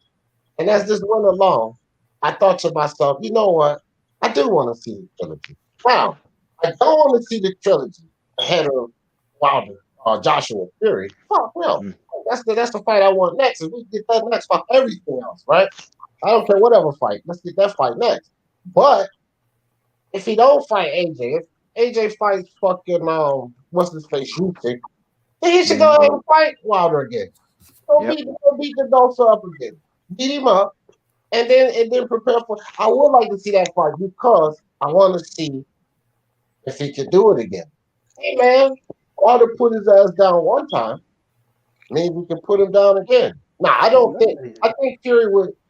I think he got Wilder. When you give a guy like Fury, this is the thing with Tyson Fury. He can adjust and adapt within a fight. But when you give a guy with a boxing mind like that 3 fights, the third time he's seeing you, I don't know, bro. And that's why I was like, I don't see why he can win. Because Fury's a thinker. Hey, this is the same guy like Wilder is going to do what Wilder do. He's going to knock your ass out. But there's certain things that Wilder is going to do consistently. And Fury hasn't picked up on that. So now you got a superior boxer, superior footwork that you gave him. This is the third time. This is his third time. I believe he figured you out the first 2 fights. Now the third fight ain't going to be nice, man. On the Fury Wilder thing, I definitely want to see the trilogy. The reason why I want to see the trilogy because I've never seen, and I've been a Fury fan since 2013 when he fought Steve USS Cunningham, right? But I've never seen Fury defend the belt. Nope. Never. So I want to see how he does. See, Fury's a genius at training for someone. But how does he fare against someone where he's not really motivated to fight? That's what I want to see. I think he'd be motivated to fight him though, just because of the shit that Wilder's been talking since the loss. I think that's made him. Vlad? I think that's the Vlad. Well, there was so much shit going on with that. You know that the old shit. He should have rematched Vlad. I was waiting for that rematch because that first fight was boring as hell. I mean, I believe he would have beat Vlad in the rematch anyway because Vlad's the world-class cheater. That shit that he used to do, the ring that he done against Pulev and that he done against Povetkin, I don't rate that shit, but I still wanted to see the rematch. Yeah, but again, Fury thrives on somewhat being an underdog in fights. He's proved it. He thrives off of being the underdog. When people write him off, that seems to be when he's at his best. And the Vlad, he'd already beat Vlad. I don't think he was motivated to even fight Vlad again. That's what I want to see. See, we saw that with the John McDermott fight the first time. When he's not motivated, he don't look too great. Yep. But I still think, like you said, I still think he would be motivated to fight Wilder though, just because Wilder's made it that way with what he's been saying. Not the fact of what Wilder can do in the ring. It's more so what Wilder's been saying than anything else. Okay, yeah.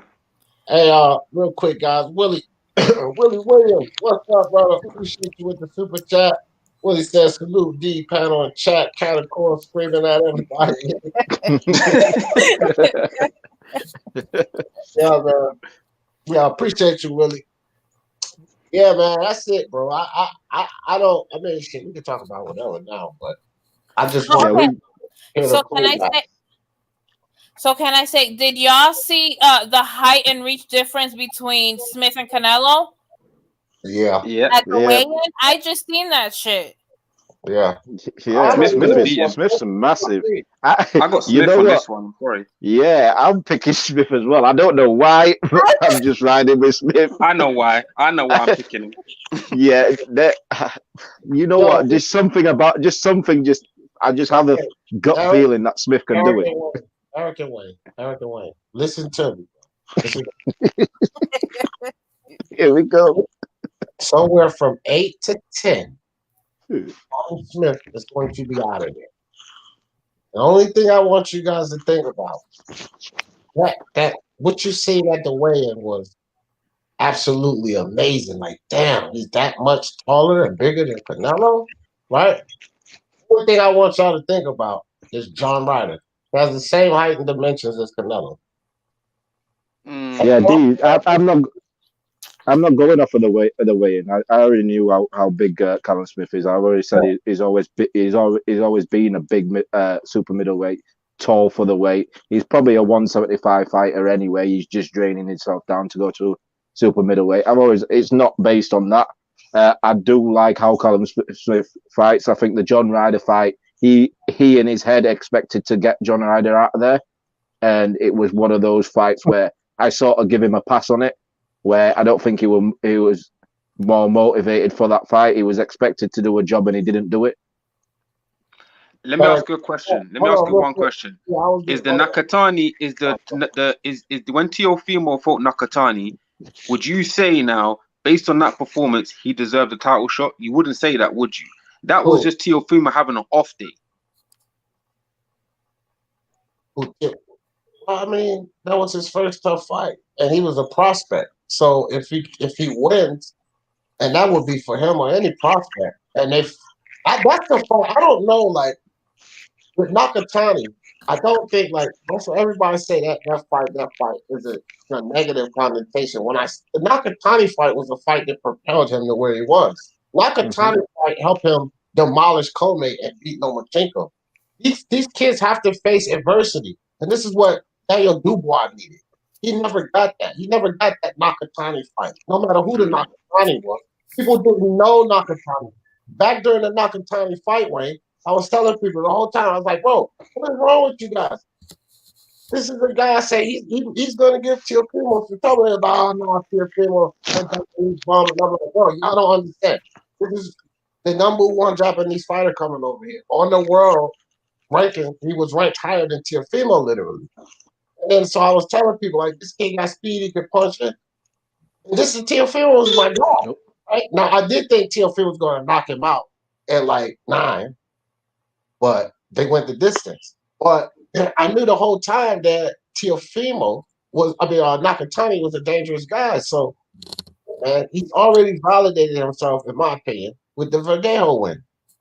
He got knocked down twice, got back up. You know, he had a fractured eye socket as well. Right. And he still won this fight. So, dog, listen, this dude's a dog. That dude's a dog. Yeah, I don't think he's disputing that. It's just one of those things that I think where he was going with it was the fact that he did have a tough fight just before he went into a world title fight, which made him a better fighter. I think that's where he was going with it. But that was a shot for the title fight. That's what I know. He was fighting for. So why would they fight for a title shot but then not take the title shot? That's what they were fighting for. So you earn it if you fight a guy for a title shot. You earn it, and then look, it was a good fight. No, D. You're mistaken what I'm saying. You're mistaken what I'm saying. What I'm saying is, I think where he was going with it, because it was a tough fight, and Teo learned from that fight, and he learned a lot in that fight. It propelled him to be great in his next fight. What I think where he was going with that, couldn't it be a similar thing with Callum Smith, that he had a tough fight, that he could have learned a lot more from that fight than he would if he had fought anyone and knocked him out. Are you talking about where he was going with John Ryder? Yeah. I don't know, man. Because see, here's the thing, dog. Here's the thing, and with Teofimo and knowing what Nakatani was, it wasn't supposed to be an easy fight. In my opinion, I've seen Ryder. I thought that was supposed to be. We even thought an easier fight for. Yeah. That was supposed to be an easy fight for Teofimo. So I can't even consider it the same. Callum Smith didn't overcome that night because of the lack of what he did. Teofimo didn't overcome that day because of what Nakatani did. Okay. You feel me? And so I get you. Again, and then my whole analogy about John Ryder was that what's up, Will? Ness Mendoza, what's good? My whole thing with John Ryder was when you look at the same size and dimensions, right? Who's the way superior boxer? So now you're gonna have a guy like this. He's proven, and I know I'm not using the triangle theory. I'm just comparing their size and dimensions, and then say overall boxer, not what they would do. That's gonna be Canelo by far. If I John agree with you. has that type of problem, that height and shit don't mean nothing because Canelo, he can deal with that, right? He can deal with taller guys. I know this is the tallest guy, but he can deal with taller guys. It's already proven that. He's shown that. Yeah. He already fought. What's his name? Rocky Fielding, who was the same around the same height as Callum Smith. Anyway, I do think Callum is a very world class boxer as well and fighter. So that's where I get a little bit of confidence from. Right, because I feel like Rocky's style of boxing it just was tailor made for Canelo to eat him alive. If Rocky goes in there like that, he has a serious problem. Yeah, well, Rocky got stopped by Callum in 30 seconds anyway, so that Rocky was giving his belt up. He took that belt over there to get a payday. That was always going to be. I think Callum's actually in there to actually win. That's the difference. Yeah, that could be. What's up, Tim Doug? That could be true, Smoke. Smoke said White getting stopped by everybody in the top 5, including Ruiz and Ortiz. That could be true. Yeah, I can't argue with that. It could be because White, Dillian White. Think about it. The person I would give him the best chance against is 79-year-old Luis Ortiz. Can I ask? When has White made any fight easy? Has White been in a fight where he's won very easily? Not that a top fight? No. He's always struggled. He's always struggled in his big fights. Yeah. White has always struggled. The Rivas fight, the Parker fight. The Park fight. But there's some good fights though. Yeah, there was. No, I'm not disputing there were good fights, but I'm just saying like their fighters that aren't at the level of a Ruiz and anyone else. This? I feel like I like White, I really do, but he's not elite to me. Nope, I agree. And a lot of people argue with me, but I'm like, have you seen him though?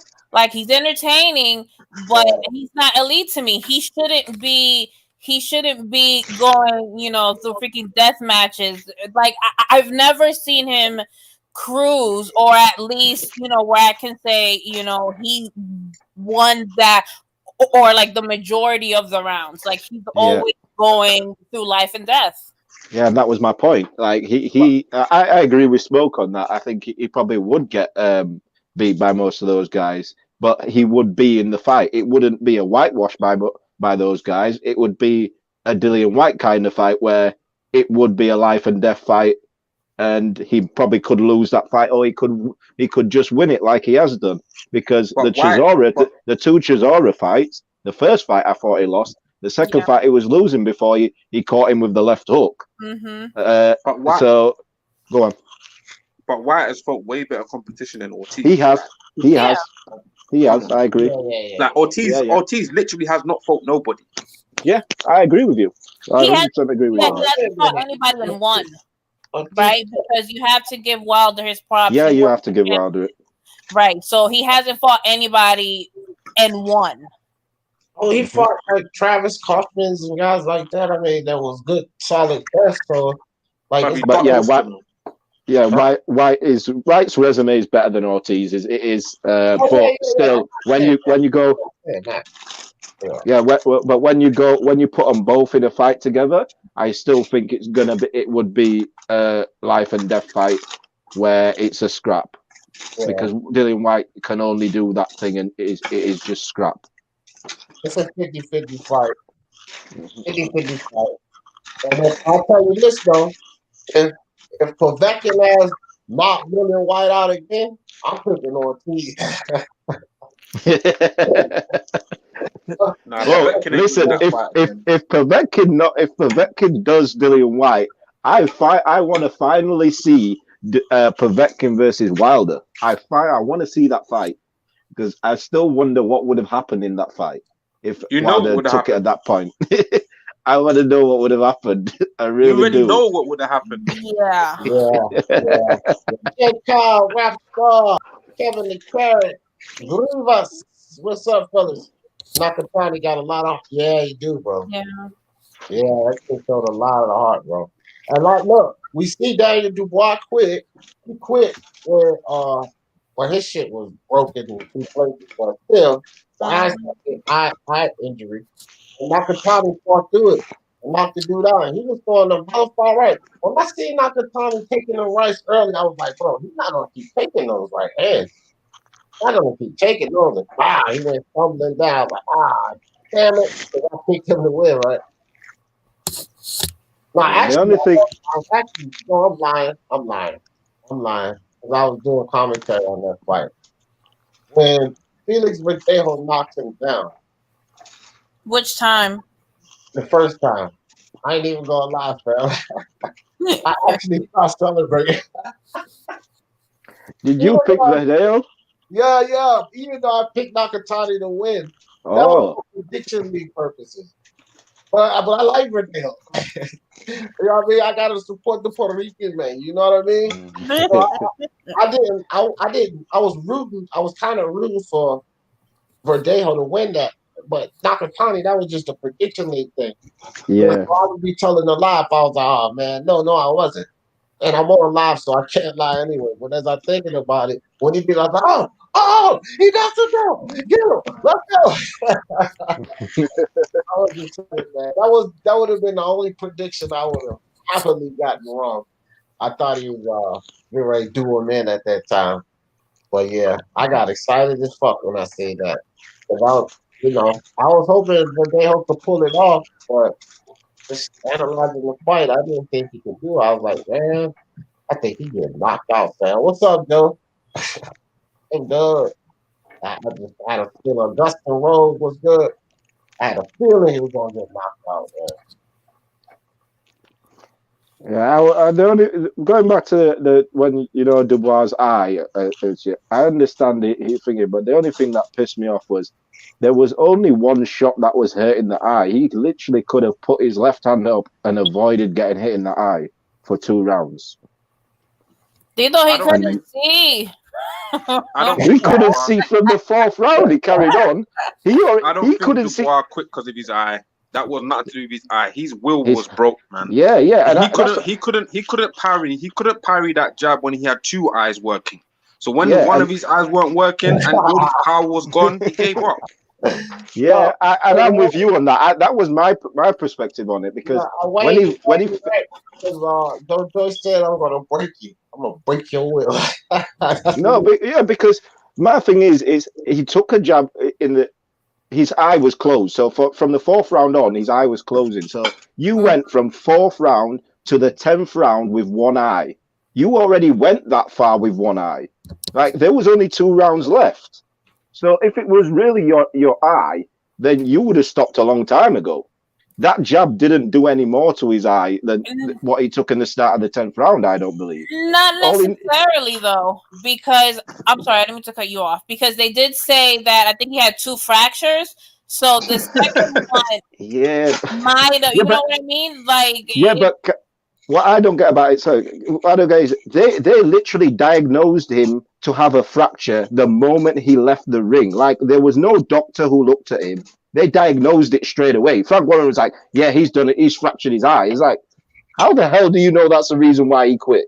Like, no, I think he quit because he realized he couldn't. At the start of every single round, the first 20 to 30 seconds, Daniel Dubois went for broke. And then after that, he did nothing for the rest of the round.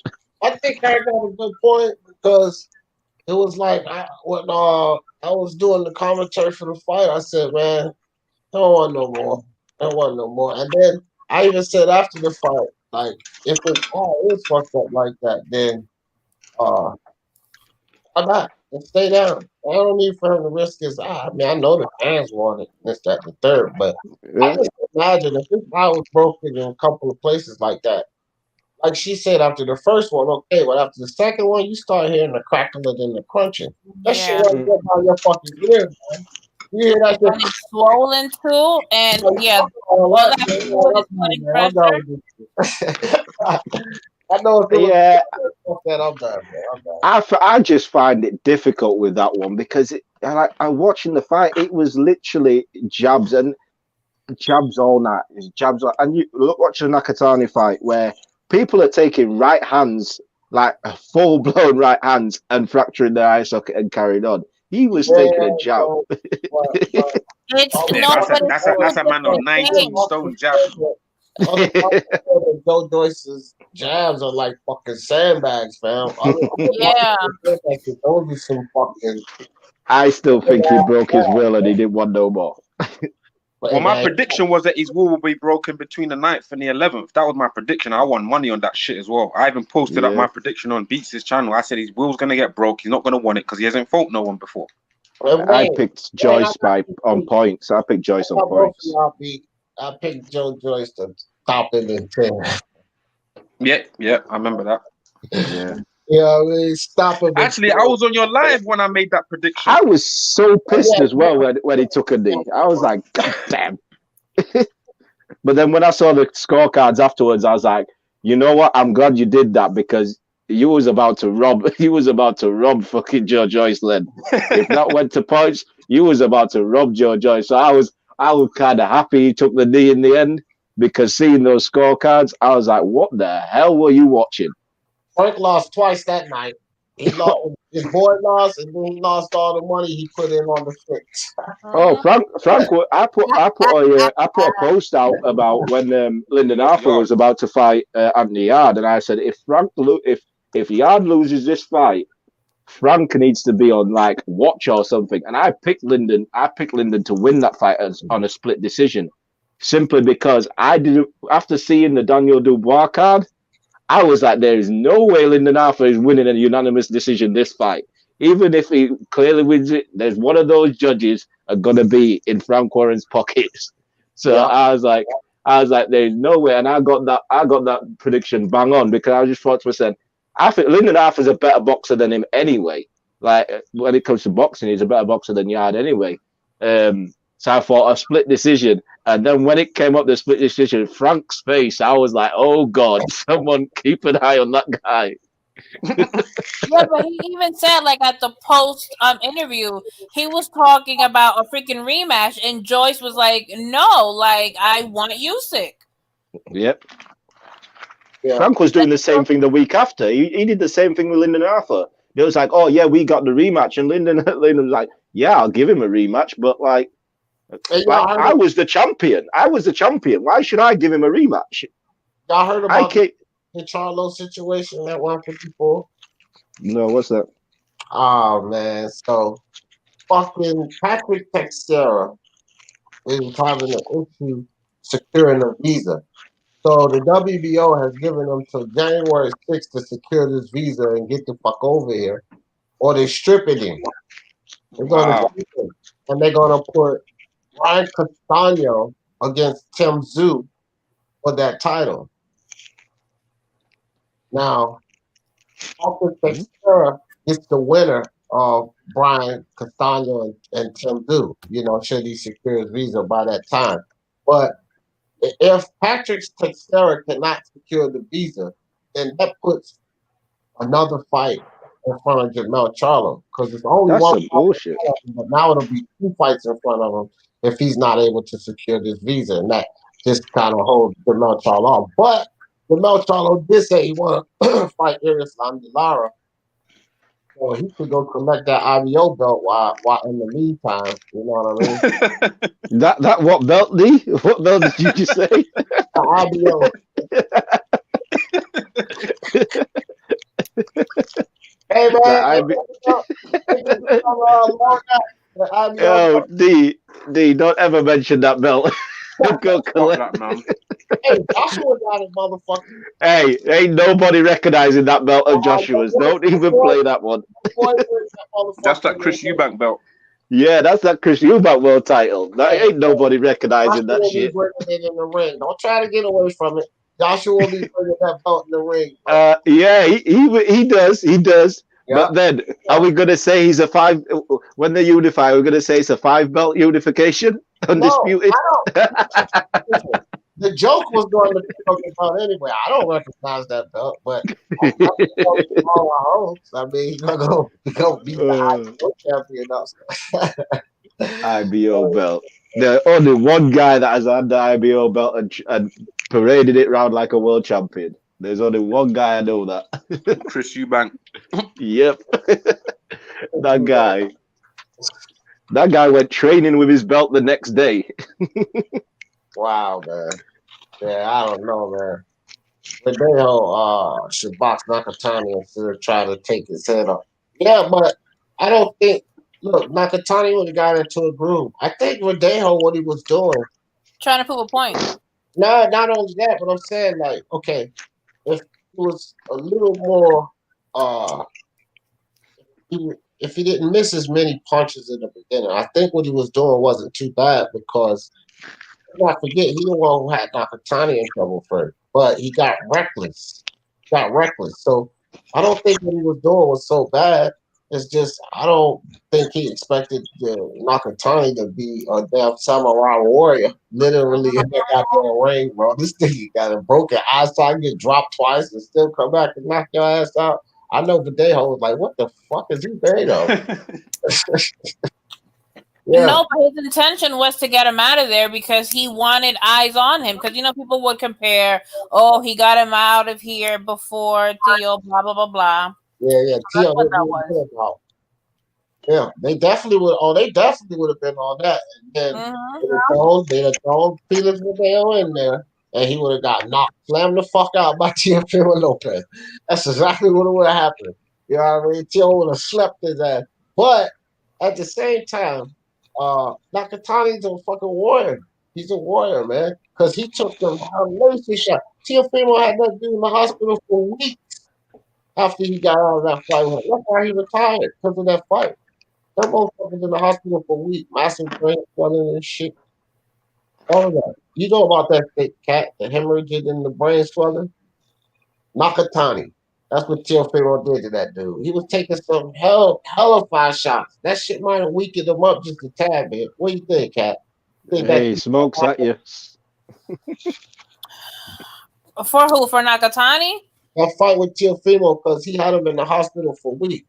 Nakatani retired after that. They say he had like massive brain swelling and hemorrhaging and shit. But I guess they got it under control. He came back to compete, but. You're still not going to be the same after that. And his ass shouldn't have been in the freaking ring to begin with. Yeah, it was over 17 months ago now. That don't matter. Brain hemorrhage? Are you kidding me? I take it from you, medical lady. I don't know. Absolutely not. I believe you. Yeah, well, see, and that's what I was trying to say. But as soon as I start saying that, it's you just capping for Teofimo. I'm like, bro. He was in the hospital for I don't know how many, but they said for weeks. And then he retired because of that shit. That's why he retired. He came out of retirement to fight Julie Verdejo. So then when I tell people that, they say, oh, man, you just capping because Teofimo could knock him out. I'm like, okay, whatever, man. Whatever. Yeah, no, anything brain related, especially when you're bleeding, I'm surprised he was even allowed to come back in the ring. Hey, man, he must have been all right, man. I mean, Errol Spence was allowed to come back in the ring. Yeah, but I don't think his injuries were that severe. How we know? He He could have I lost. mean, as far as what they say, we know for a fact. You see his face and the fact that all his teeth out his mouth. Yeah, I see that. All his hair around that concrete. That's irrelevant. Hey, shit.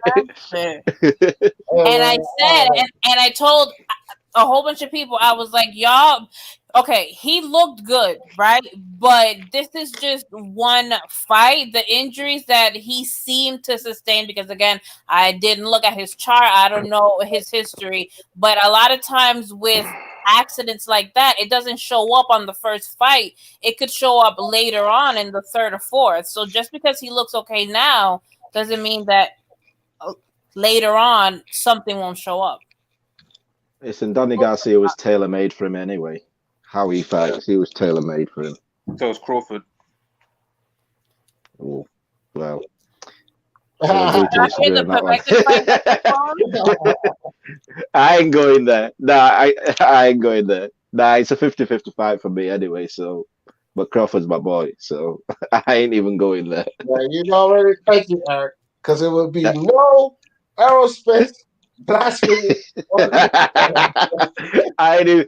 Yo, as soon as there's 3 names you can't mention on here without D going off. Teo, Fury, and Spence. Those 3 names. I'm not having it. Those 3 days D's blood pressure goes up when you mention those names. No, I'm saying, you notice how he got off camera, right? Because his wife came in and was like, "You need to calm the fuck down." That's what happened. Yeah. I let some shit slide with Canelo because you hear so much shit about Canelo, so I don't let nobody take it too far with Canelo or Jamel. Jamel, I've been getting. Yeah, I like Jamel though. I like Jamel. I'm over Jamel lately because I already feel like he disrespected at the PBC. Like, how y'all talking about Tank and Arum Spence, and even going as far as to still talk about Wilder, crazy ass Wilder situation? But what about Jamel, bro? Jamel's the only PBC fighter that's doing bits. He's the only PBC fighter that is talking the talk and walking the walk. He's a gladiator. That dude, I like Jamel. I got him above Arum Spence on the pound for pound, top 10. I got him above Arum Spence because Arum Spence, look, if you look at, if they sit there and they compare Spence to Crawford, then yeah, okay, that's at the one. But look at what Jamel doing in the 154-pound division. And all they go to is where he got that loss. Man, fuck that loss. He a 2-time champion. 3-belt unified. Yeah, he retained that loss. He retained the loss. Champion. Spence didn't do that.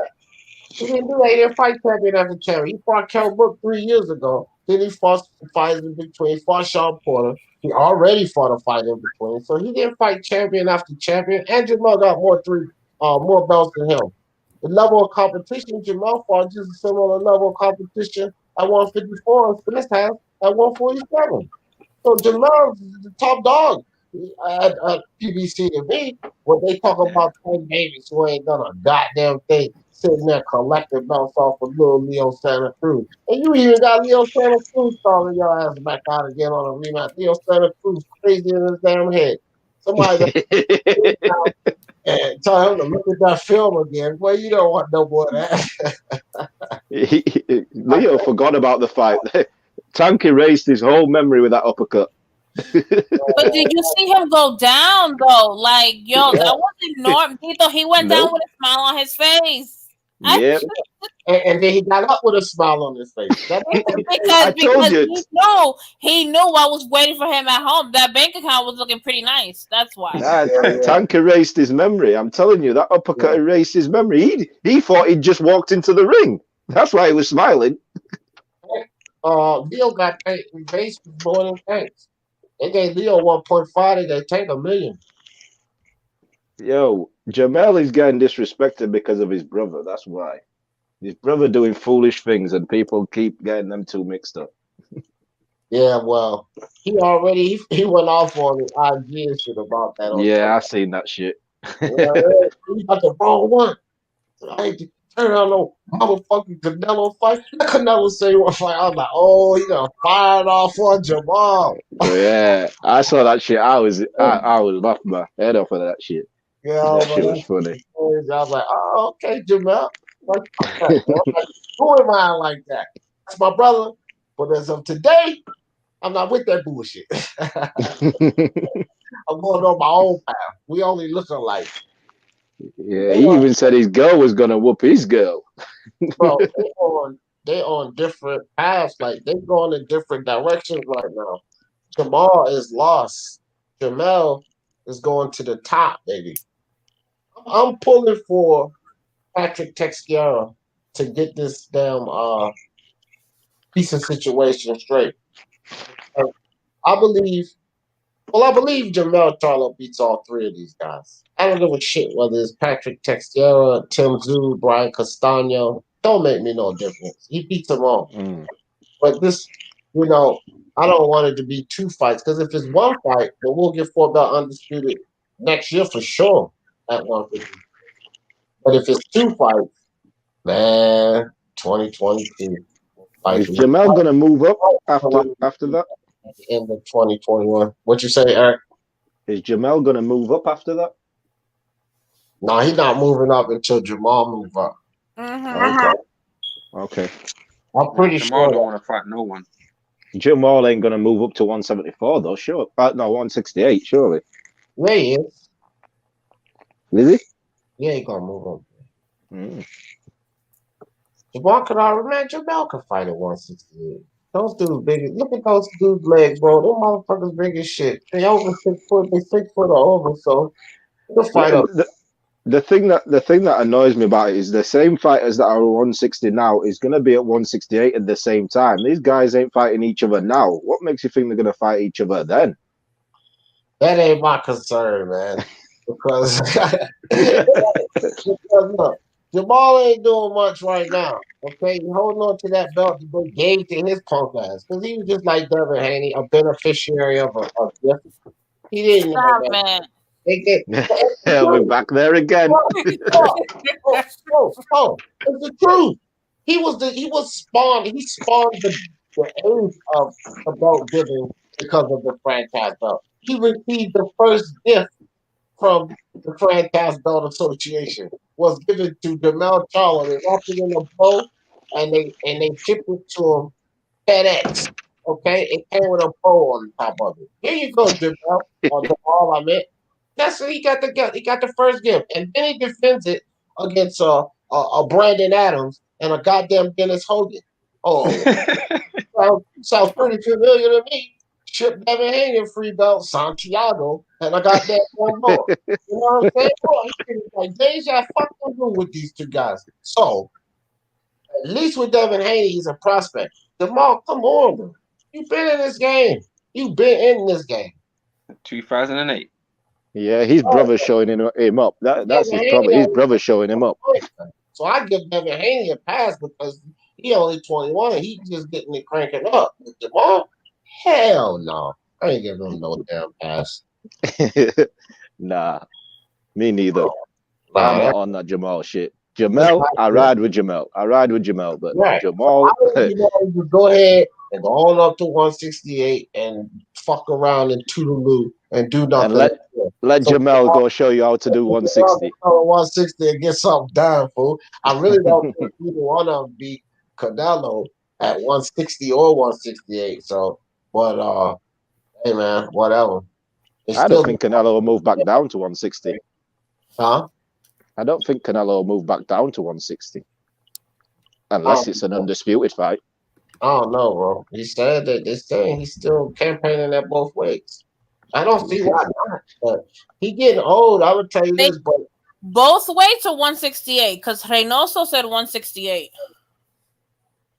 Yeah, well, right now he's champion in both weight classes. Yeah, he's champion in both. Not too long ago, they said that he was campaigning on 160, 168. Right now, this next fight is at 168. Well, if he gives up that belt at 160, and they start talking that he ain't fighting at 160, I'm putting out a video flaming the shit out of Canelo. I'm telling y'all right now, that's my dude and everything. But he gonna get the heat. I'm talking about the extreme heat. I ain't even gonna do a live on that. I'm gonna do a video playing the living shit out of his ass. Because, bro, him and Oscar De La Hoya said he was gonna clean out 160, and Canelo said it himself. So Okay, but he's not with what's his face anymore. So his I don't plan care. See, done changed. that was the second part. Canelo said it himself. I don't give a fuck with or without Oscar. You are the fighter. Clean that shit out, fam. No excuse. Trying to hear it. And if he don't, flame. Flame, flame, flame, Okay, flame. so let me ask you this, right? Because Reynoso was talking about Charlo and Spence, right? Spence said that he got 2 to 3 more fights at 147, right? And then he's moving up. So because I guess he's targeting that Canelo fight, right? So how the fuck is that gonna work? Because I don't think he's gonna move up all the way down up to 160, and I don't think Canelo moves down slightly lower than 160 to meet Spence anywhere. Nah, Spence was talking about fighting him at 160 So Spence is moving up to 160 to fight Canelo. Mm. Yeah, that's why when I talked about, I said, Spence, come on, man. Stop being silly. You know what I mean? That's just absolutely nuts. It's not even, look, man, look. Both of them my dudes, but I'm looking at two guys that can fight, and Canelo and Spence. I ain't no horse in this race. You not beating Canelo, fam. I don't have, I'm a fan of Canelo too, so it ain't about me not being a true fan of Spence. You ain't beating Canelo, fam. It's not about beating Canelo. I think it's about cashing out. I think he's done. Oh This man. I dare, think this he's gonna daring to be great. go like the Andre Ward route, like you know what I mean, like after because Yeah, even though he did say he wanted undisputed, he specifically said he has 2 to 3 more fights and then he's done. So Yeah, unless those fights include Spence and Pac, you're not going for undisputed, my guy. he's talking about 2 or 3 more fights at 147. That's what I'm saying. And Not then in boxing. But he's not talking about in boxing. They've been talking about him and Derek James been talking about moving up to 154 competing there. I told you Jamal already climbed up. Cause look, Jamal, it's not like Jamal seeking GGG and he turned out Andre. He wanted to jump to 168 and Jamal going to 160 and Spence going to go to 154. But that's why he said 2 or 3 more fights. Because look, I just talked about the Patrick Castera situation. He trying to let Jamel do that thing. Ain't no need for Spence to go to 154 and then start wrecking shop up there, and then Jamel's a factor. They're not both sides are not trying to fight each other. Lions Den and Errol Spence and our promotion, they all boys. They boys. They boys. yeah. You know, they're not trying to fight each other. They're gonna all escalate at the same time. Jamal 68, Jamel 60, and then Spence moved to 164. So I got 154. That's why I got 2 or 3 fights left here. Jamel should be able to handle his business in 2 or 3 fights, which is it all really works out, right? Yeah, Jamal, because the belts. and then that's Yeah, two. once Jamel clears that division out and moves up, the belts are then vacant. So Spence can fight for any one of those belts. Yeah. So his first fight at 154. I just like if Jamal Charlo just fight somebody, bro. Like I would like to root for you again, bro, but you just doing this bullshit. I think he could. I think he could beat a lot of people. I think he could beat people at 168. I think Jamal can fight at 168. I'm not, like Caleb Plant. Like who the fuck is Plant? BJS. I don't put them like too much over Jamal.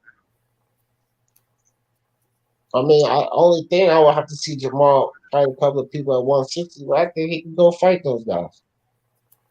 They'll beat us too. And he can fight all of them. Jamal's strong as shit, man. Those Charlos got chins on them. They got hellified chins on them. Now, that's all the praise Jamal get from me, because that motherfucker need to do something with himself. But Jamel, that's the dude right there, and I think he's gonna clean out 154.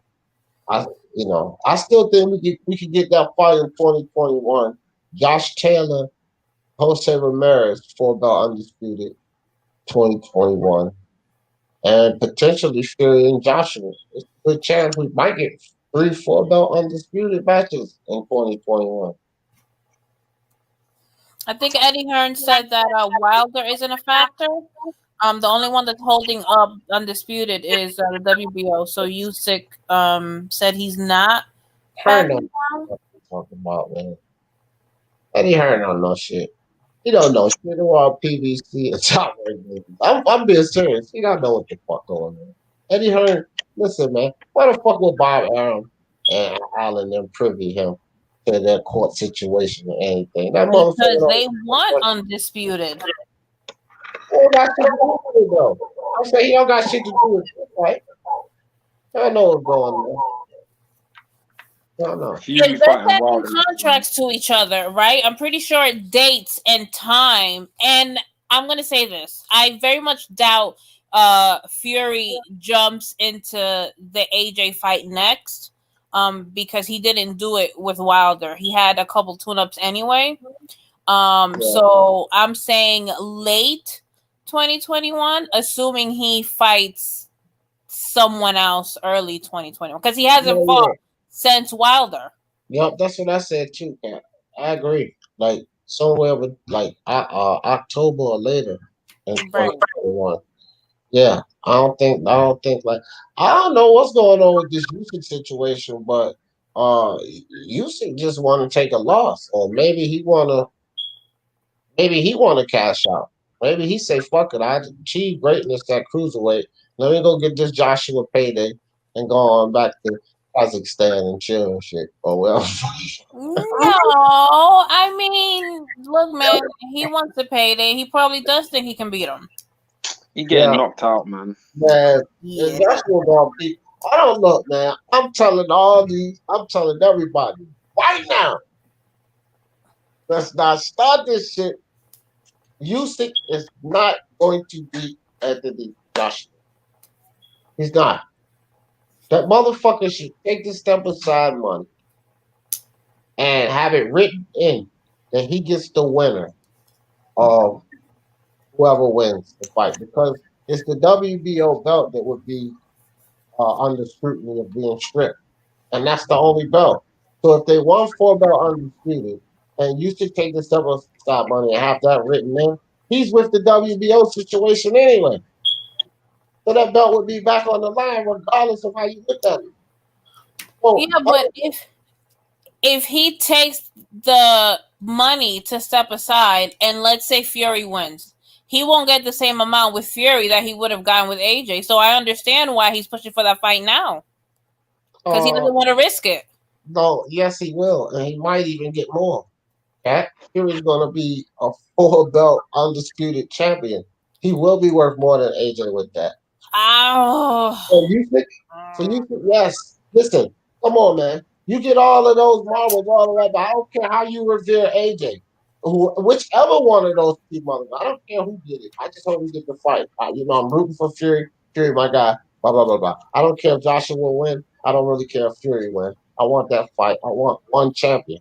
But whoever that one champion should be, Miss Catacomb, is going to be a global star. You have to understand that.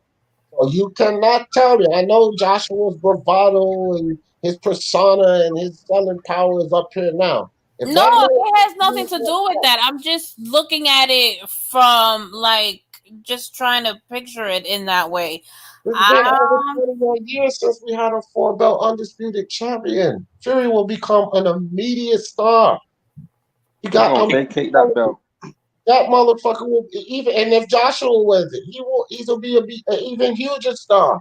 Up there sitting over there with Tom Brady and Jordan and shit. Like that shit's gonna matter. Man. Like seriously, whoever gets that, and Usyk would just reap the benefit of whichever one of them it is. But holding all of them straps, oh, that fight's gonna be you got the selling power. This is the heavyweight division, man. 21 years is since we had an undisputed champion. And no goddamn 4-belt. So I'm telling you, man, that shit would be massive. But then Usyk, he would have to wait 2 fights because they're working on right, the right, same clause bullshit that he had with right, Wilder. right. No, he would have to wait 2 fights. Because he and Joshua, I thought you were gonna say he and Joshua signing for a 2-fight deal.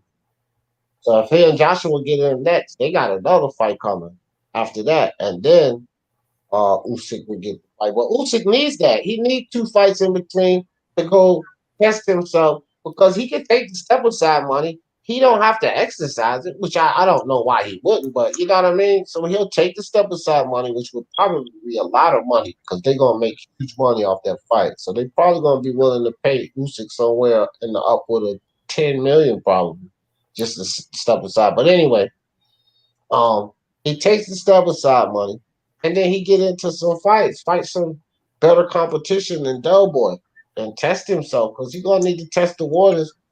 Either guy that wins that fight, Usyk got an uphill battle.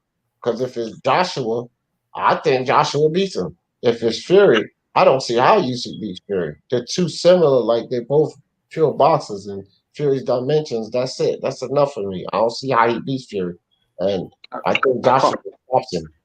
I can't see Undisputed being next. I think Wilder's gonna be fighting Fury next. Joshua is gonna have to fight Usyk. But if there is the Undisputed fight next, whoever wins out of that fight, the first fight, because it's gonna be 2 fights, that WBO belt's gonna get dropped.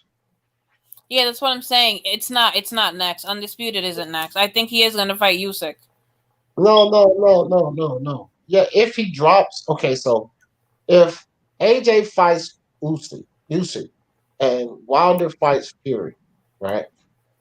To me, that's the perfect scenario. To tell you the truth, I was just saying that I don't want to see Wilder fighting Fury before Fury fighting AJ. But if that's how it goes down, if AJ fights Usyk and Wilder fights Fury, then the WBO situation is gone. It's gone Right. away. Mm-hmm. It doesn't exist anymore because that's the mandatory being satisfied. So nobody's getting stripped of anything if he fights Usyk. That No, clears all. I'm saying if the Undisputed fight is next, after the win of the first fight, they will vacate that WBO belt because Yeah, they're yeah, gonna have a second fight coming up. yeah. That's true. The first fight would be for 4-belt undisputed. The second fight would be for 3 belts. Yeah. Yeah. Oh well. I don't care.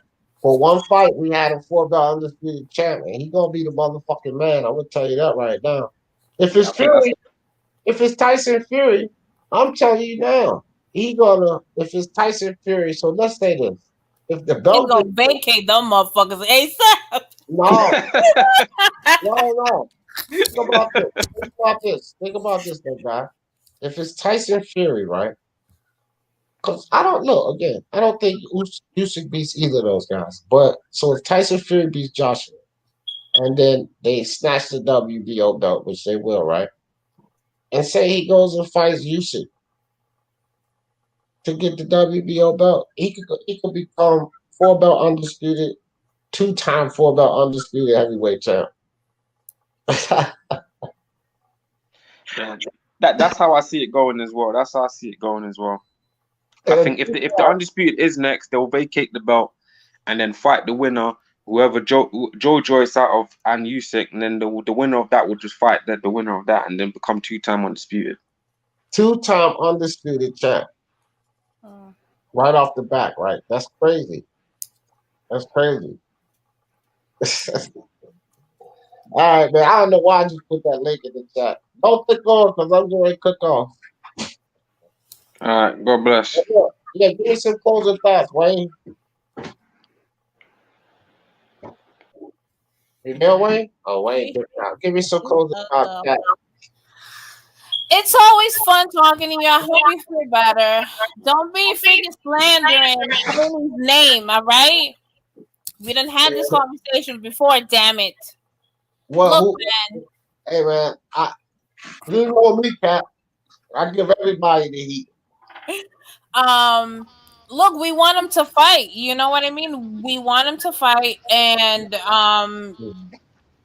Do I care that it's next or not? Not necessarily, but I want it to be, sooner the better. I don't think, as far as me speaking, it's not hate towards Teo. I like Teo too. I just want the best to fight the best. That's what I want. I want to see the fights, damn it.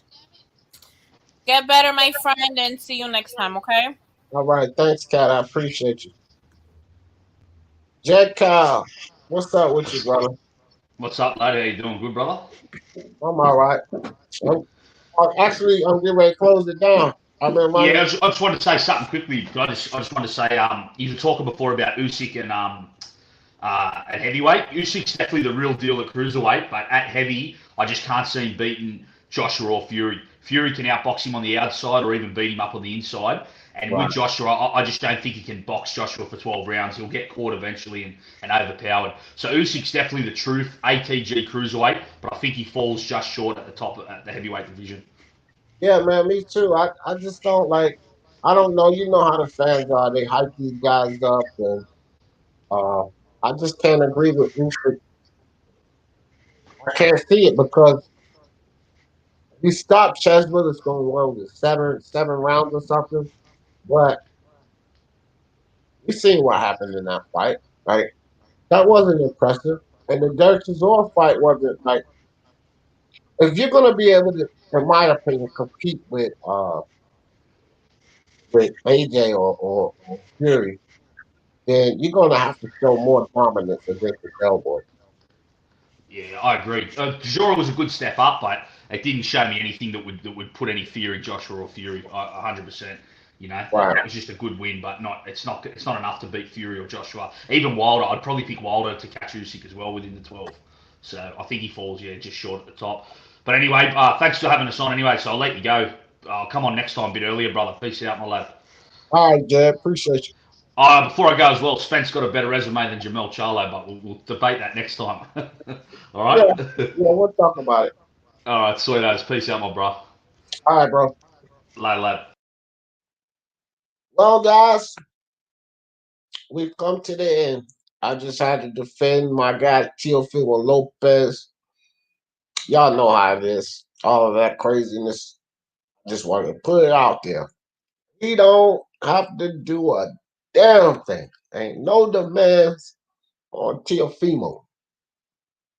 But anyway, appreciate you guys coming out, listening to me yak on for a couple of hours. And y'all know how I always end this thing. For the love of sports, let's talk about it. Peace.